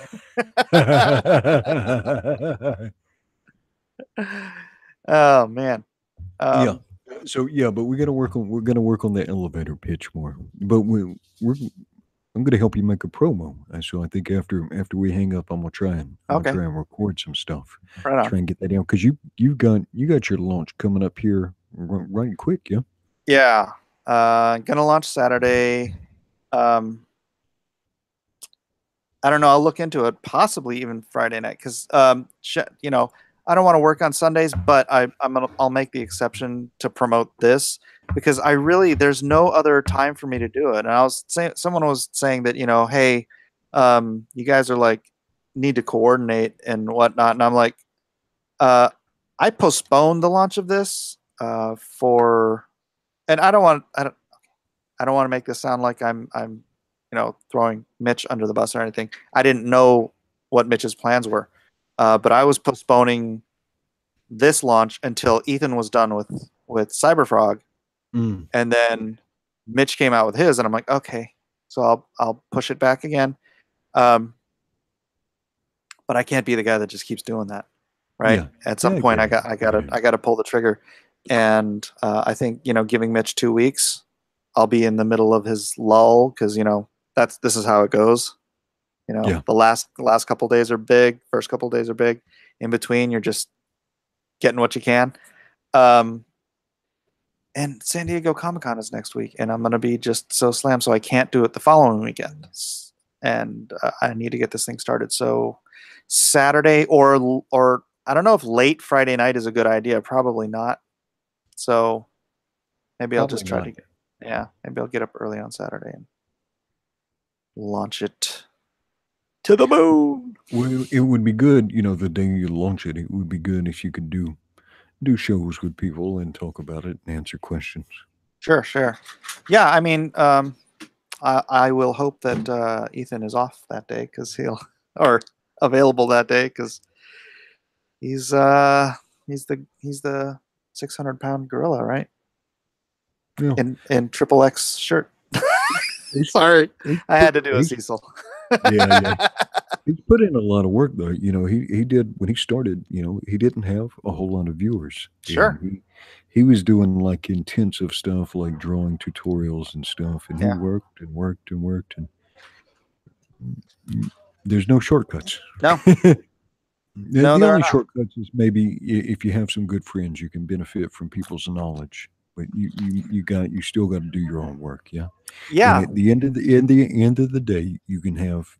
I can make 12 videos for you, right? I'll make as many as exciting recordings for you as I can. You can go on Uncle Ethan's show and make all kinds of have people talking about Lone Star all over the place.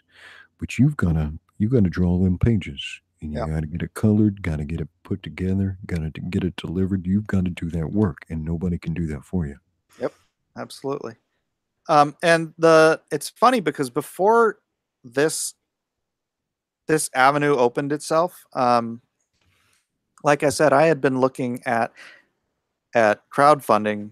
A friend of mine does crowdfunding for a living. He's done it for years now, and he makes like $500,000 every time he does a thing. And there's a whole system, and there's ways to do it, but it's like it costs money to get the kind of media and the kind of people, the kind of targeted audience that Diversity in Comics and Comics Artist Pro Secrets have accumulated over the course of the past year. You could get to that audience like through targeted Facebook ads. That's one thing that Facebook is for, that is good at, is you can target ads to very specific, tailored people. But there so many of them are there already. It is, I don't know, it just makes it possible when you don't have $10,000-$20,000 to put into ads. You know what I mean? Right. Yeah. And so that's another reason why, my hope just exploded. So can I share some things with you? Yeah, sure. Okay, so I'm in a chat group on Twitter with like about 20 dudes, and it's almost like Comics Twitter Fight Club. And the first rule is you don't talk about Fight Club, so I'm going to speak about it obliquely. Okay. But the things I keep hearing from people, some people need a lower buy-in point, right? The people that can spend $25 are happy to spend $25, but some people need a lower buy-in point. And so what I'm sharing with you is just things I'm hearing from people in general. May not be germane to your particular crowdfunding venture, but I'm just telling you what people are telling me. They need a lower buy-in point. Some people do because they just can't afford the $25 or they can't afford it every month. All right. Some people are kind of sad that there's not some way for local comic book stores to get into this, right? That they're kind of getting cut out of it. Right. Some people, because they've migrated away from Marvel and DC, and they're putting so much of their money into these Kickstarters, they don't have a whole lot to hold them until from the point you buy in on some of the stuff to you get a deliverable can be a pretty long delay. And what was the other thing I've heard? Okay, all right. So the other one is a positive. I have had a ton of people telling me, I have had a ton of people telling me that they want Comicsgate Alliance trading cards. That's cool. I have enough characters for a whole set. Yeah. So I don't know how to work that out. Now, one idea, and you'd have to figure it out with your fellow creators, because it seems like there's going to be a delay between the pitch, the buy-in, and the delivery. There almost needs to be a way for people to plan for some sort of intermediate deliverable, and it would probably have to be a digital deliverable, but maybe some short 10-page story or something. But yeah, that's people need something in the interim. That's something I forgot. People are saying that I'm going to offer a PDF version. It was asked the other day, and yeah, I fully had intended, but I forgot. We were figuring out what our levels were going to be today, and yeah, that is something I do need to do, because honestly, it's very possible that I'll be done drawing this thing before the 30 days is up. Right. I'm not a slow guy, and the first 20 pages are already done. Oh wow! Well, yeah, we saw that with the poster, man. You put that thing out in a hurry. That was amazing. And then the poster that broke the world. Hey, let me address that right now. Sometimes people get caught up on words, and here's one thing: if you know that people have goodwill, assume that they mean the best, right? Mm-hmm. And when you're streaming, particularly if you're new to streaming, you're trying to talk to people, you're trying to be entertaining, focusing on everything that's going on. Sometimes you find your brain is searching for words, right? Like when we're trying to work out that elevator pitch. You don't just have it right there. You've got to come up with it. And so at one point, I think people said like A team and B team. And here's the deal. We have got a wonderful assortment of creators, from industry veterans and superstars to people just coming on the scene right now and wanting to put together their first or second comic book, right? Or maybe their fifth. And so you've got people with a variety of talent and experience trying to give you amazing things. And that's all that means. That's all that means. You want to group people together, that's cool. And the divisions aren't even necessary, right? And the divisions aren't even necessary. You've got amazing people trying to give you all kinds of stuff. And people, I'm still meeting new people every day, learning about new projects, right? Maybe some of you know every single project, but it's hard to keep. There's so much cool stuff. It's hard to keep track of all of it and know who's who. And it takes a little bit of time to learn, while you're also trying to stream and communicate people and make stuff. Yeah, I think we really need to start pushing the Freedom Forge as the hub where everybody can find out all of that stuff. Yeah, because there are guys that they're not. See, now I'm caught up trying to find ways to say it that it's not. They're not DC Marvel vets, right? But dude, some of the best comics I've ever read are indies or people's first outings and stuff. It's like the quality isn't determined by how long you've been in the industry. Well, I didn't know who Kyle Ritter was until a couple of weeks ago, and maybe he's got a big body of work. I just didn't know who he was. And maybe that I'm exposing my lack of nerd cred, but that dude's great. Yeah, it's fantastic. That poster looks great, and it's available on my shop if you want to go down here. Hey, how many kids have you got? 5 kids. Feeding kids ain't cheap.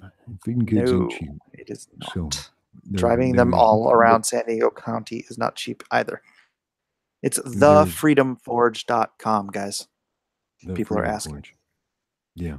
So there's some cool cats out there, like guy I've talked to on Twitter for a while, a guy named Mr. Marvel. he's a tattoo artist, right? And he started working on stuff, and he just made a comic book called Wanpo.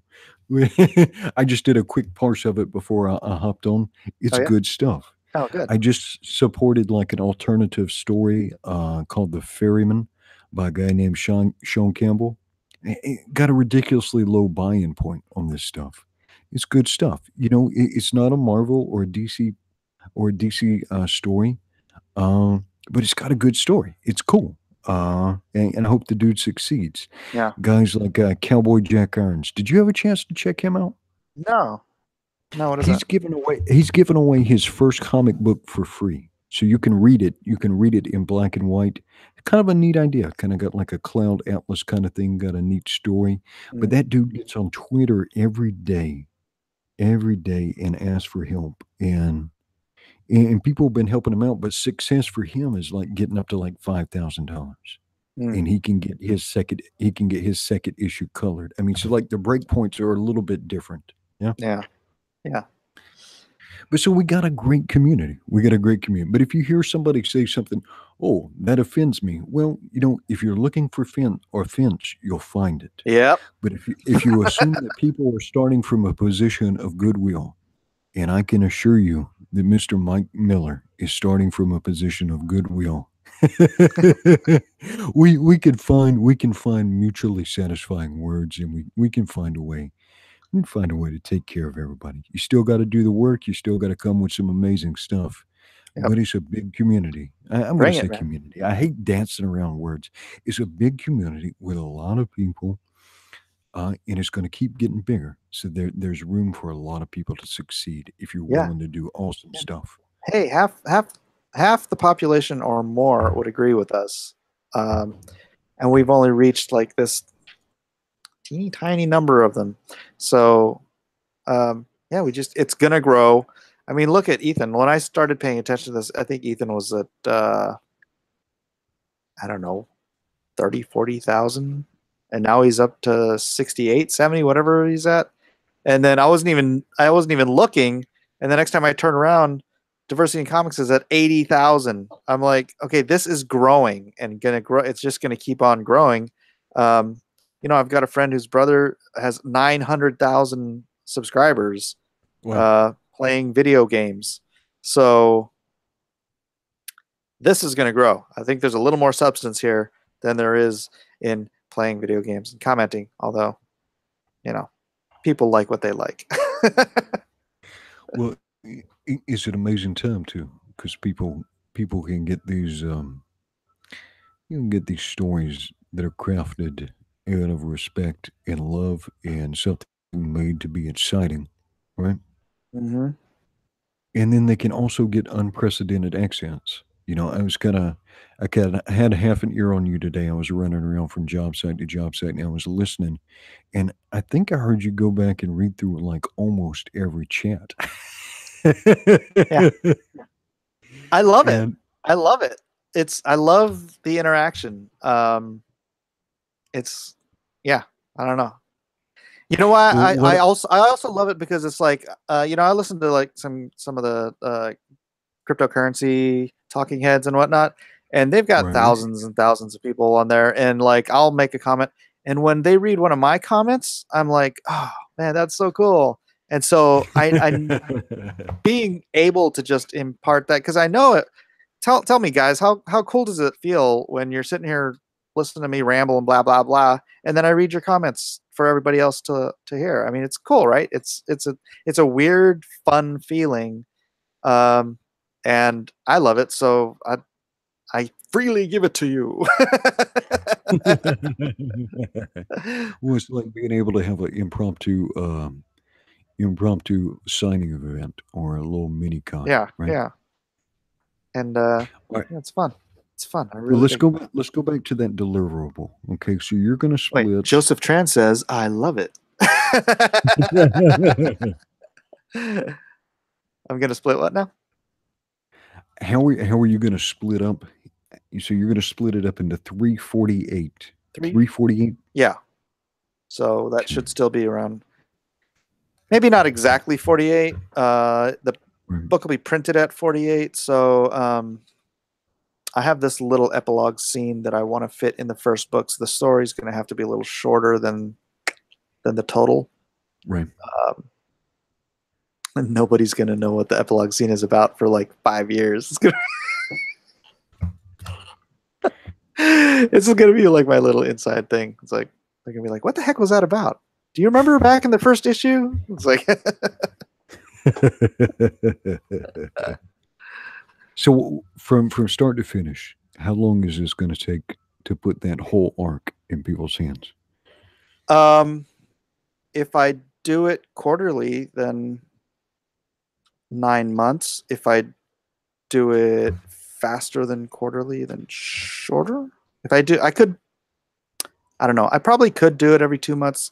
I just don't know if I don't know. You guys, what do you guys think? Because I can totally put the work in and get this done in 6 months. 6 months to do 6 issues for me is like, that's like standard operating procedure around here. So maybe the fans should tell me, do you want it all in 6 months, doing three Indiegogos 2 months apart, or should I just do it quarterly? What do you think? I don't know. Some people are telling me that they're getting a little bit of crowdfunding fatigue, but nobody's delivered anything yet. And I think once stuff starts getting delivered, I think that's going to affect that a lot. I'm going to laugh if I'm the first person to deliver and that's the last one on the list. You know what? This really relates to Image Comics. Because remember, Image Comics came out 1993. Wildcats delivered 2 issues. Spawn delivered, I think, 2 issues. Eric Larson delivered 12. Right? Now, Eric's not my favorite Image artist. But he's like, what he sat down and got his work done instead of playing Rockstar and taking 6 months to do each issue. Those books were selling millions of copies. And so, was that the Rowdy Reptile, or what title was that? Savage, yeah. The Savage Ding Dong. Yeah, but I mean, Eric made millions that year because he's the one that sat down and got his work done, whereas everybody else is like, oh, this is gonna last forever. It's like, no, dude, you got a couple of years of these books selling like hotcakes, and then that's just gonna, it was unsustainable. And I don't think that's gonna happen here, because I believe, at that point, they were the saturation of the market, right? The Image Comics was the maximum capacity for comicdom. And right. We are reaching a small part of a very large pie. And even that small part is creating these massive returns.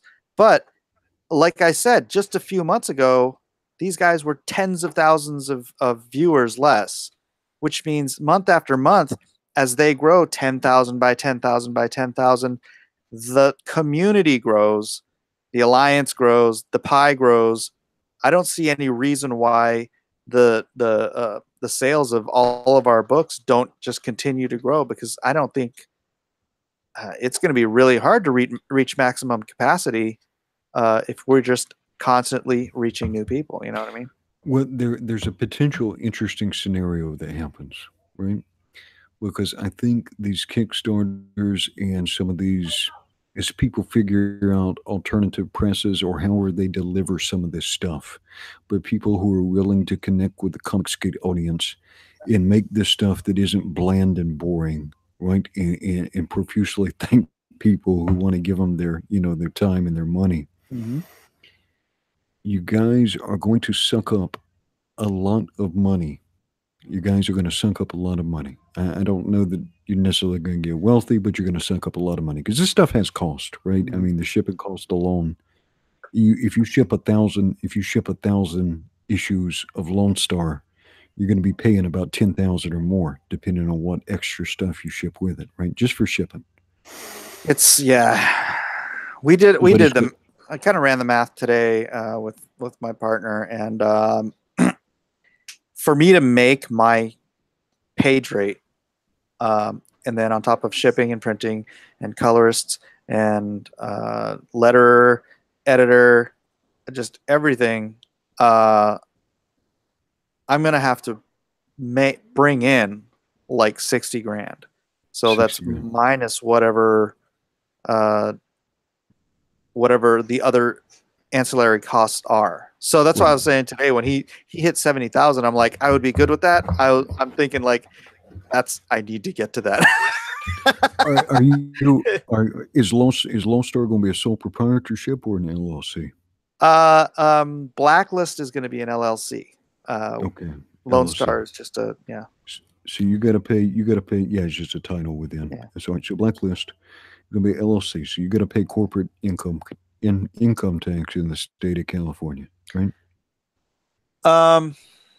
On Lone Star, I think so, because my partner's in Texas, so we're gonna form a separate LLC out there.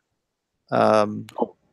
Very good. So that and then I'll just take a W-9 or a 1099 or whatever and get paid that way. Okay. But yeah, I mean, God willing, this gets, say, double that, 150,000 or something like that.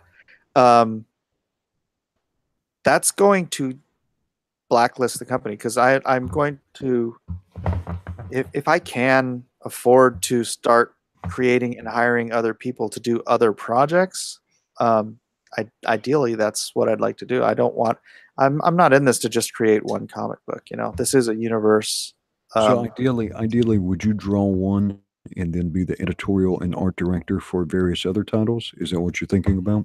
Yep. Or I would oversee, because I have a through line that I want to get to. That would be, I mean, depending on how quickly this goes, 5 or 10 years away. And I told you, man, I've been thinking about this stuff for a long time. So I have this through line of all the stories to a convergence point 5 or 10 years away. But yeah. Yeah, and just so everybody understands, like I've been a small businessman myself before. And so if Lone Star were to take in $100,000, at least 30%, so at least $30,000 of that is going to get paid out in taxes. At least. I'm in California, so that's 120%.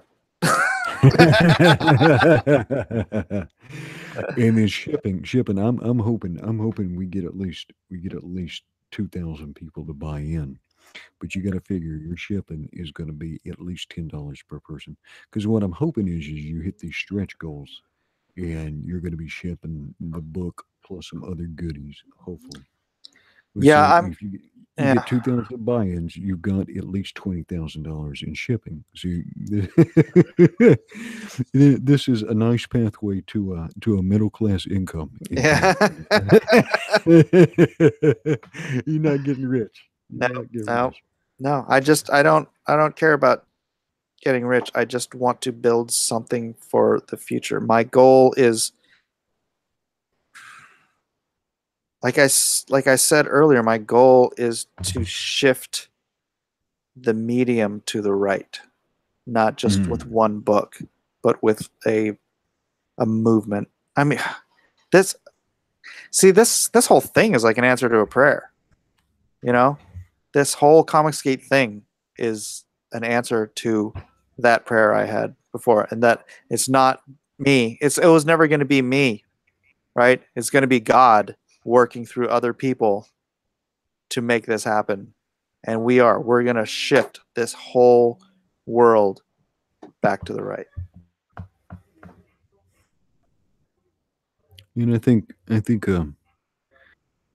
a lot of people are tired of extremist right? And so when we say shift it back to the right, that in reality that just kind of puts us back in the middle. That's fine. That just puts us back. But I think most people, that's where most people actually live, right? Yeah. They're That's not. where a third of the people live, and I'm happy living with the third of the people that aren't insane. Well, It always breaks down to threes, doesn't it? A third, a third, a third. It's like it's almost like there's some cosmic paradigm. But this is definitely doable. This is definitely doable. It is a good story, man. I really enjoyed the story. Thank you.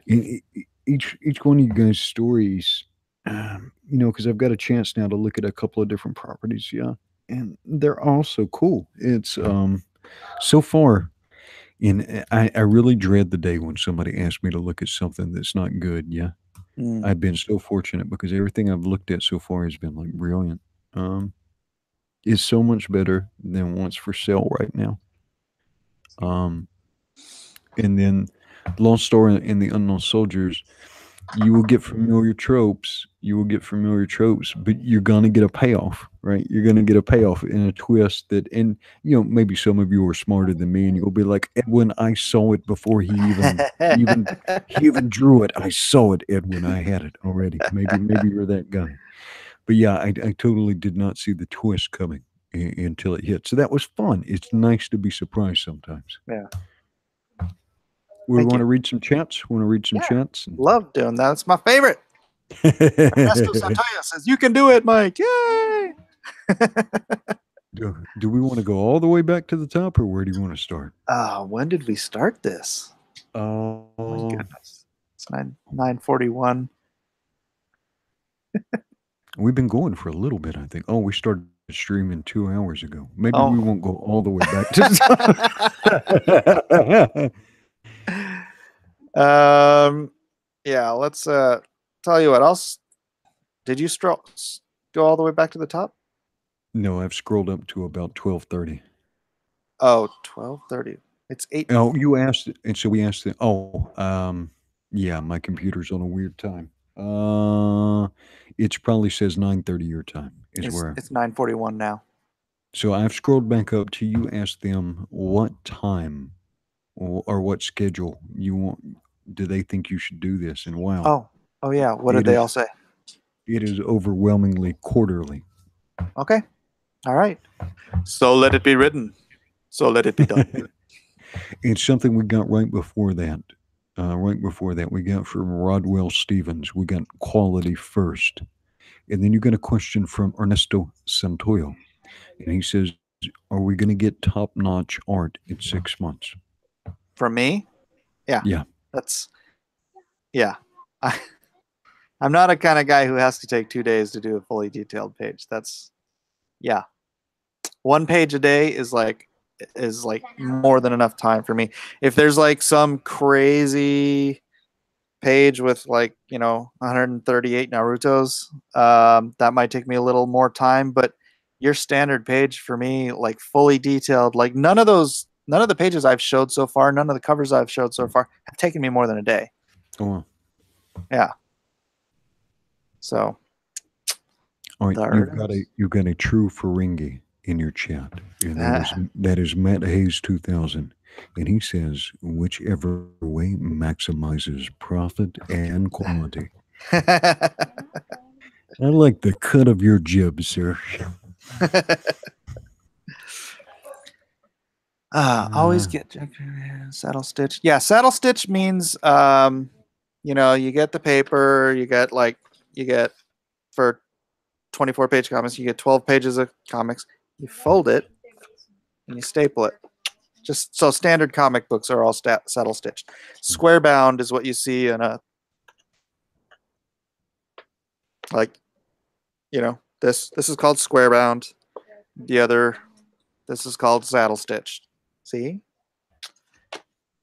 Now you know more than you did 30 seconds ago. Let's see, Avenger 1212. I would recommend fewer and larger issues, higher cost, and sooner each time than later. Well, that's why I bumped it up from the standard single 24-page issue to a 48-pager. So I'm doing the first 2 issues story worth in one book. If we end up going standard publishing at some time in the future, then I'll break those up into single 24, 32. It's 32 pages, but that's because it's usually got ads and all that kind of crap in it. Let's see. Kyle Ritter kind of broke through the fourth wall here. He said, drink a Wasp's Pepsi and you'd end up like Cecil riding on a wrecking ball. Okay, too much for me to say that. So I think what Kyle is suggesting is you should have a cheesecake tier where Mike Miller gets pictured on a wrecking ball. I think that's what Kyle Ritter is saying.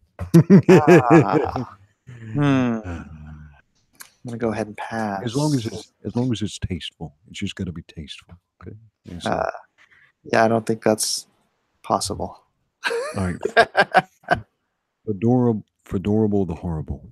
Once you get a solid distribution network in place, you can pump out more, but you have to go realistic at first.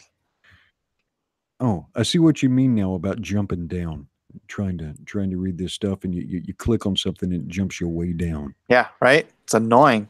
Yeah, it is annoying. What have we got here? Ethan's shipping is $10 and it didn't hinder his campaign. You got to charge what you got to charge. Avenger 1212 says. Yeah. Yeah.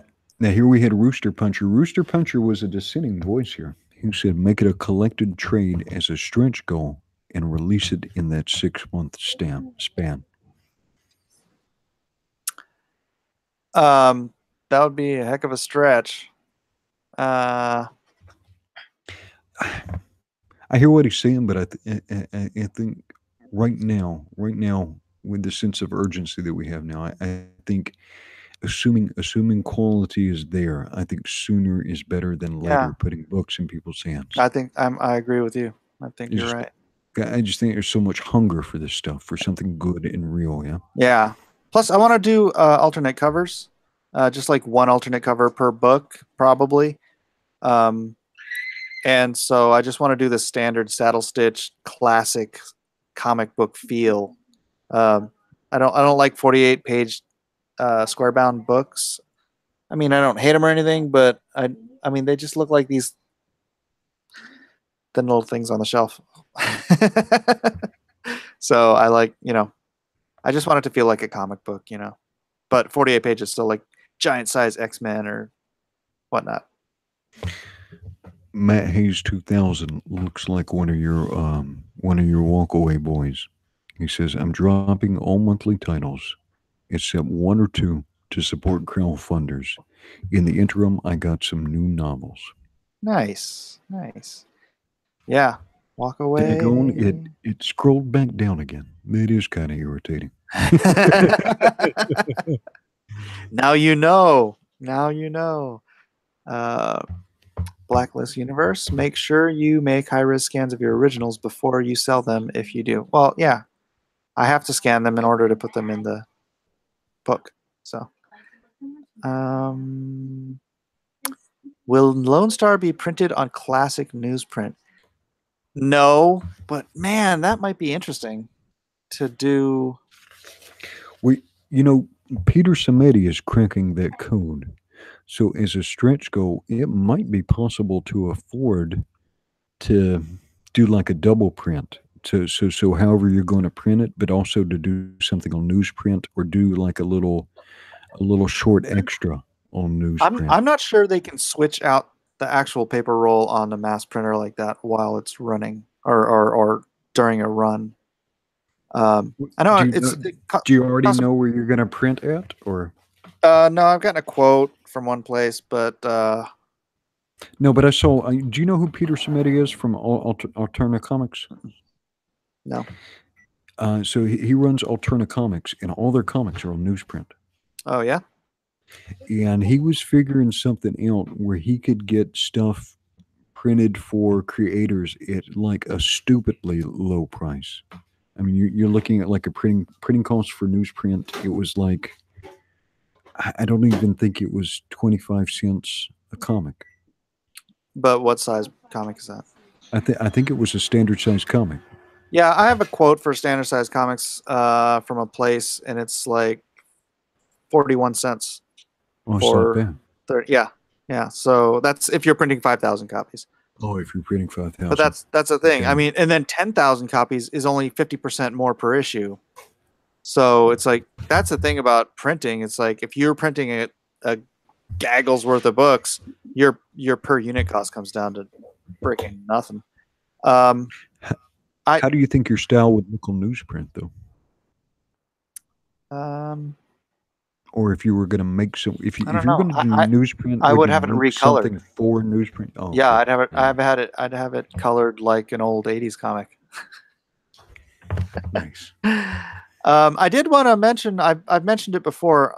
We're gonna make a tier, and I don't know what the exact number is because it's gonna all be based on cost and whatnot. But we are gonna be having a tier where you can buy like 5 issues to send to the USO to get to the troops. So just the fact that I'm doing that at like basically I'm trying to get it to cost, so I'm not making money. This is a pure donation thing. You're buying from me. I'm sending to the USO. But if we can get like that, those donations up to a crazy number, then the cost of printing per issue for the rest of the books could drop significantly. So that I see. Right. So I would love every service member serving to have a copy of Lone Star. That would be so sick. It'd be the Captain America for our generation in the military. Oh, that would be cool. Right? Yeah, a lot of people are saying newsprint would be cool. I think a lot of people just want to see something on newsprint. Yeah, they want to smell it like those old comics. If it was colored right, I could see some of those scenes looking right cool. That would definitely have a nostalgic feel. Yeah, I think it would have to be colored right. But what you have to think is we look back at our old newsprint comics and they're like the pages are like yellow, but they were white when they came out. I don't know if you remember that. They were white. Hey, did you hear about they found an issue 1 of Batman in Alaska? Really? Yeah, this was a few years ago. So someone was up in their attic and they had I can't remember what those tables are with the roll up thing, a study, the table. And so they opened up the bottom drawer, and there was a copy of Batman #1 in the drawer. It had been freezing up there for the last 80 years, 75 years, whatever. The pages were still white. Nice. Right? It's like the only... Wow. I can't even imagine what it's worth, but yeah, it's like the one white Golden Age comic in existence. White paged. But yeah, so yeah. Anyways. Yeah, but a lot of people seem to like the newsprint. Huh. Is that like what we're talking about right now at the bottom? Yeah. Newsprint. I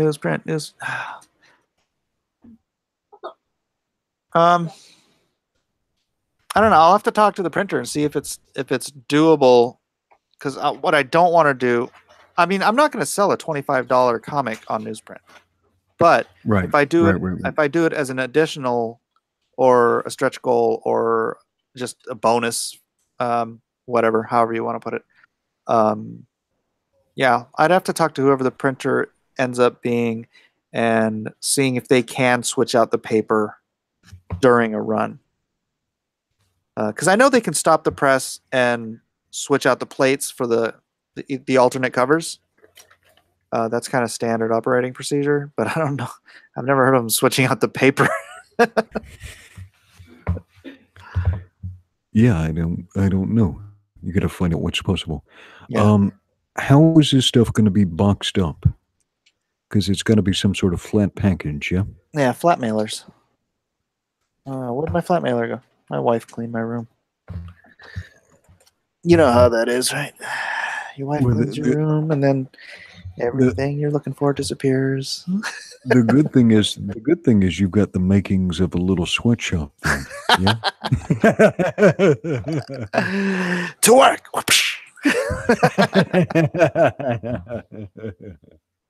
Oh, did you want to eat today? How about Father, multiple? More gruel, please. Scotty Richard Studio. How about multiple copies at a discounted price might help some save on shipping. There are backers that live close to each other. I was gonna make, like I said, there's gonna be alternate covers, and so I was gonna do if you buy both covers, then it is at a discount, and obviously you get to save on shipping that way too. So, but I didn't want to force people to buy both covers, so that will be a different, option. Strike while the iron hot. 3 month is a sweet spot. That's assuming all cylinders are firing on point. Yeah. The Freedom Forge forums need more sections. I will tell the webmaster, James Hudnall. At Edwin Boyette. Is there a lot of content over there right now? Not as much as I would like to see. I think people really need to start getting over there and populating the site, and just using it. Use it. Get that community going, and and hopefully someday this will be the main hub for Comicsgate and beyond. Well, Mr. Miller, I'm going to have to start putting together dinner here pretty shortly. Oh, right on. It is. What time is it? Right. Yeah, it's getting ready to turn 7 o'clock in Hawaii. You have to go eat dinner and watch the sunset, right? Yeah, it's getting ready to go down right now. Pretty.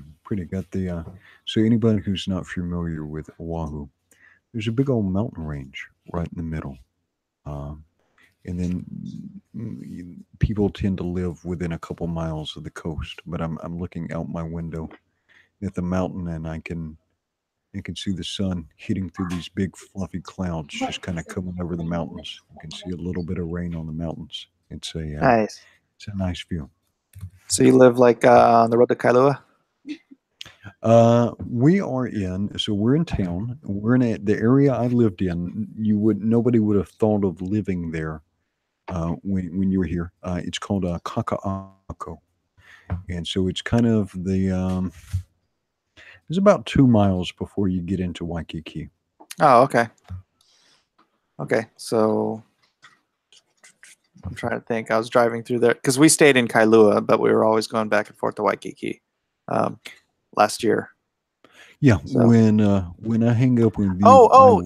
Is it by the embassy? When I hang up with you, I will go snap a shot of what I'm looking at, and I will put it on your Twitter. All right, cool. All right, guys. Well, everybody say goodbye to Edwin. Thanks for coming. Yeah. Thanks for being part of this great new movement that we're doing here. I'm stoked about Lone Star. We ran a little bit late today, so I probably won't get it recorded, but I promise you by tomorrow night I will have that copy you sent me, and we'll have that recorded, and I will try and make it amazing. All right, thanks, Edwin. Good talk.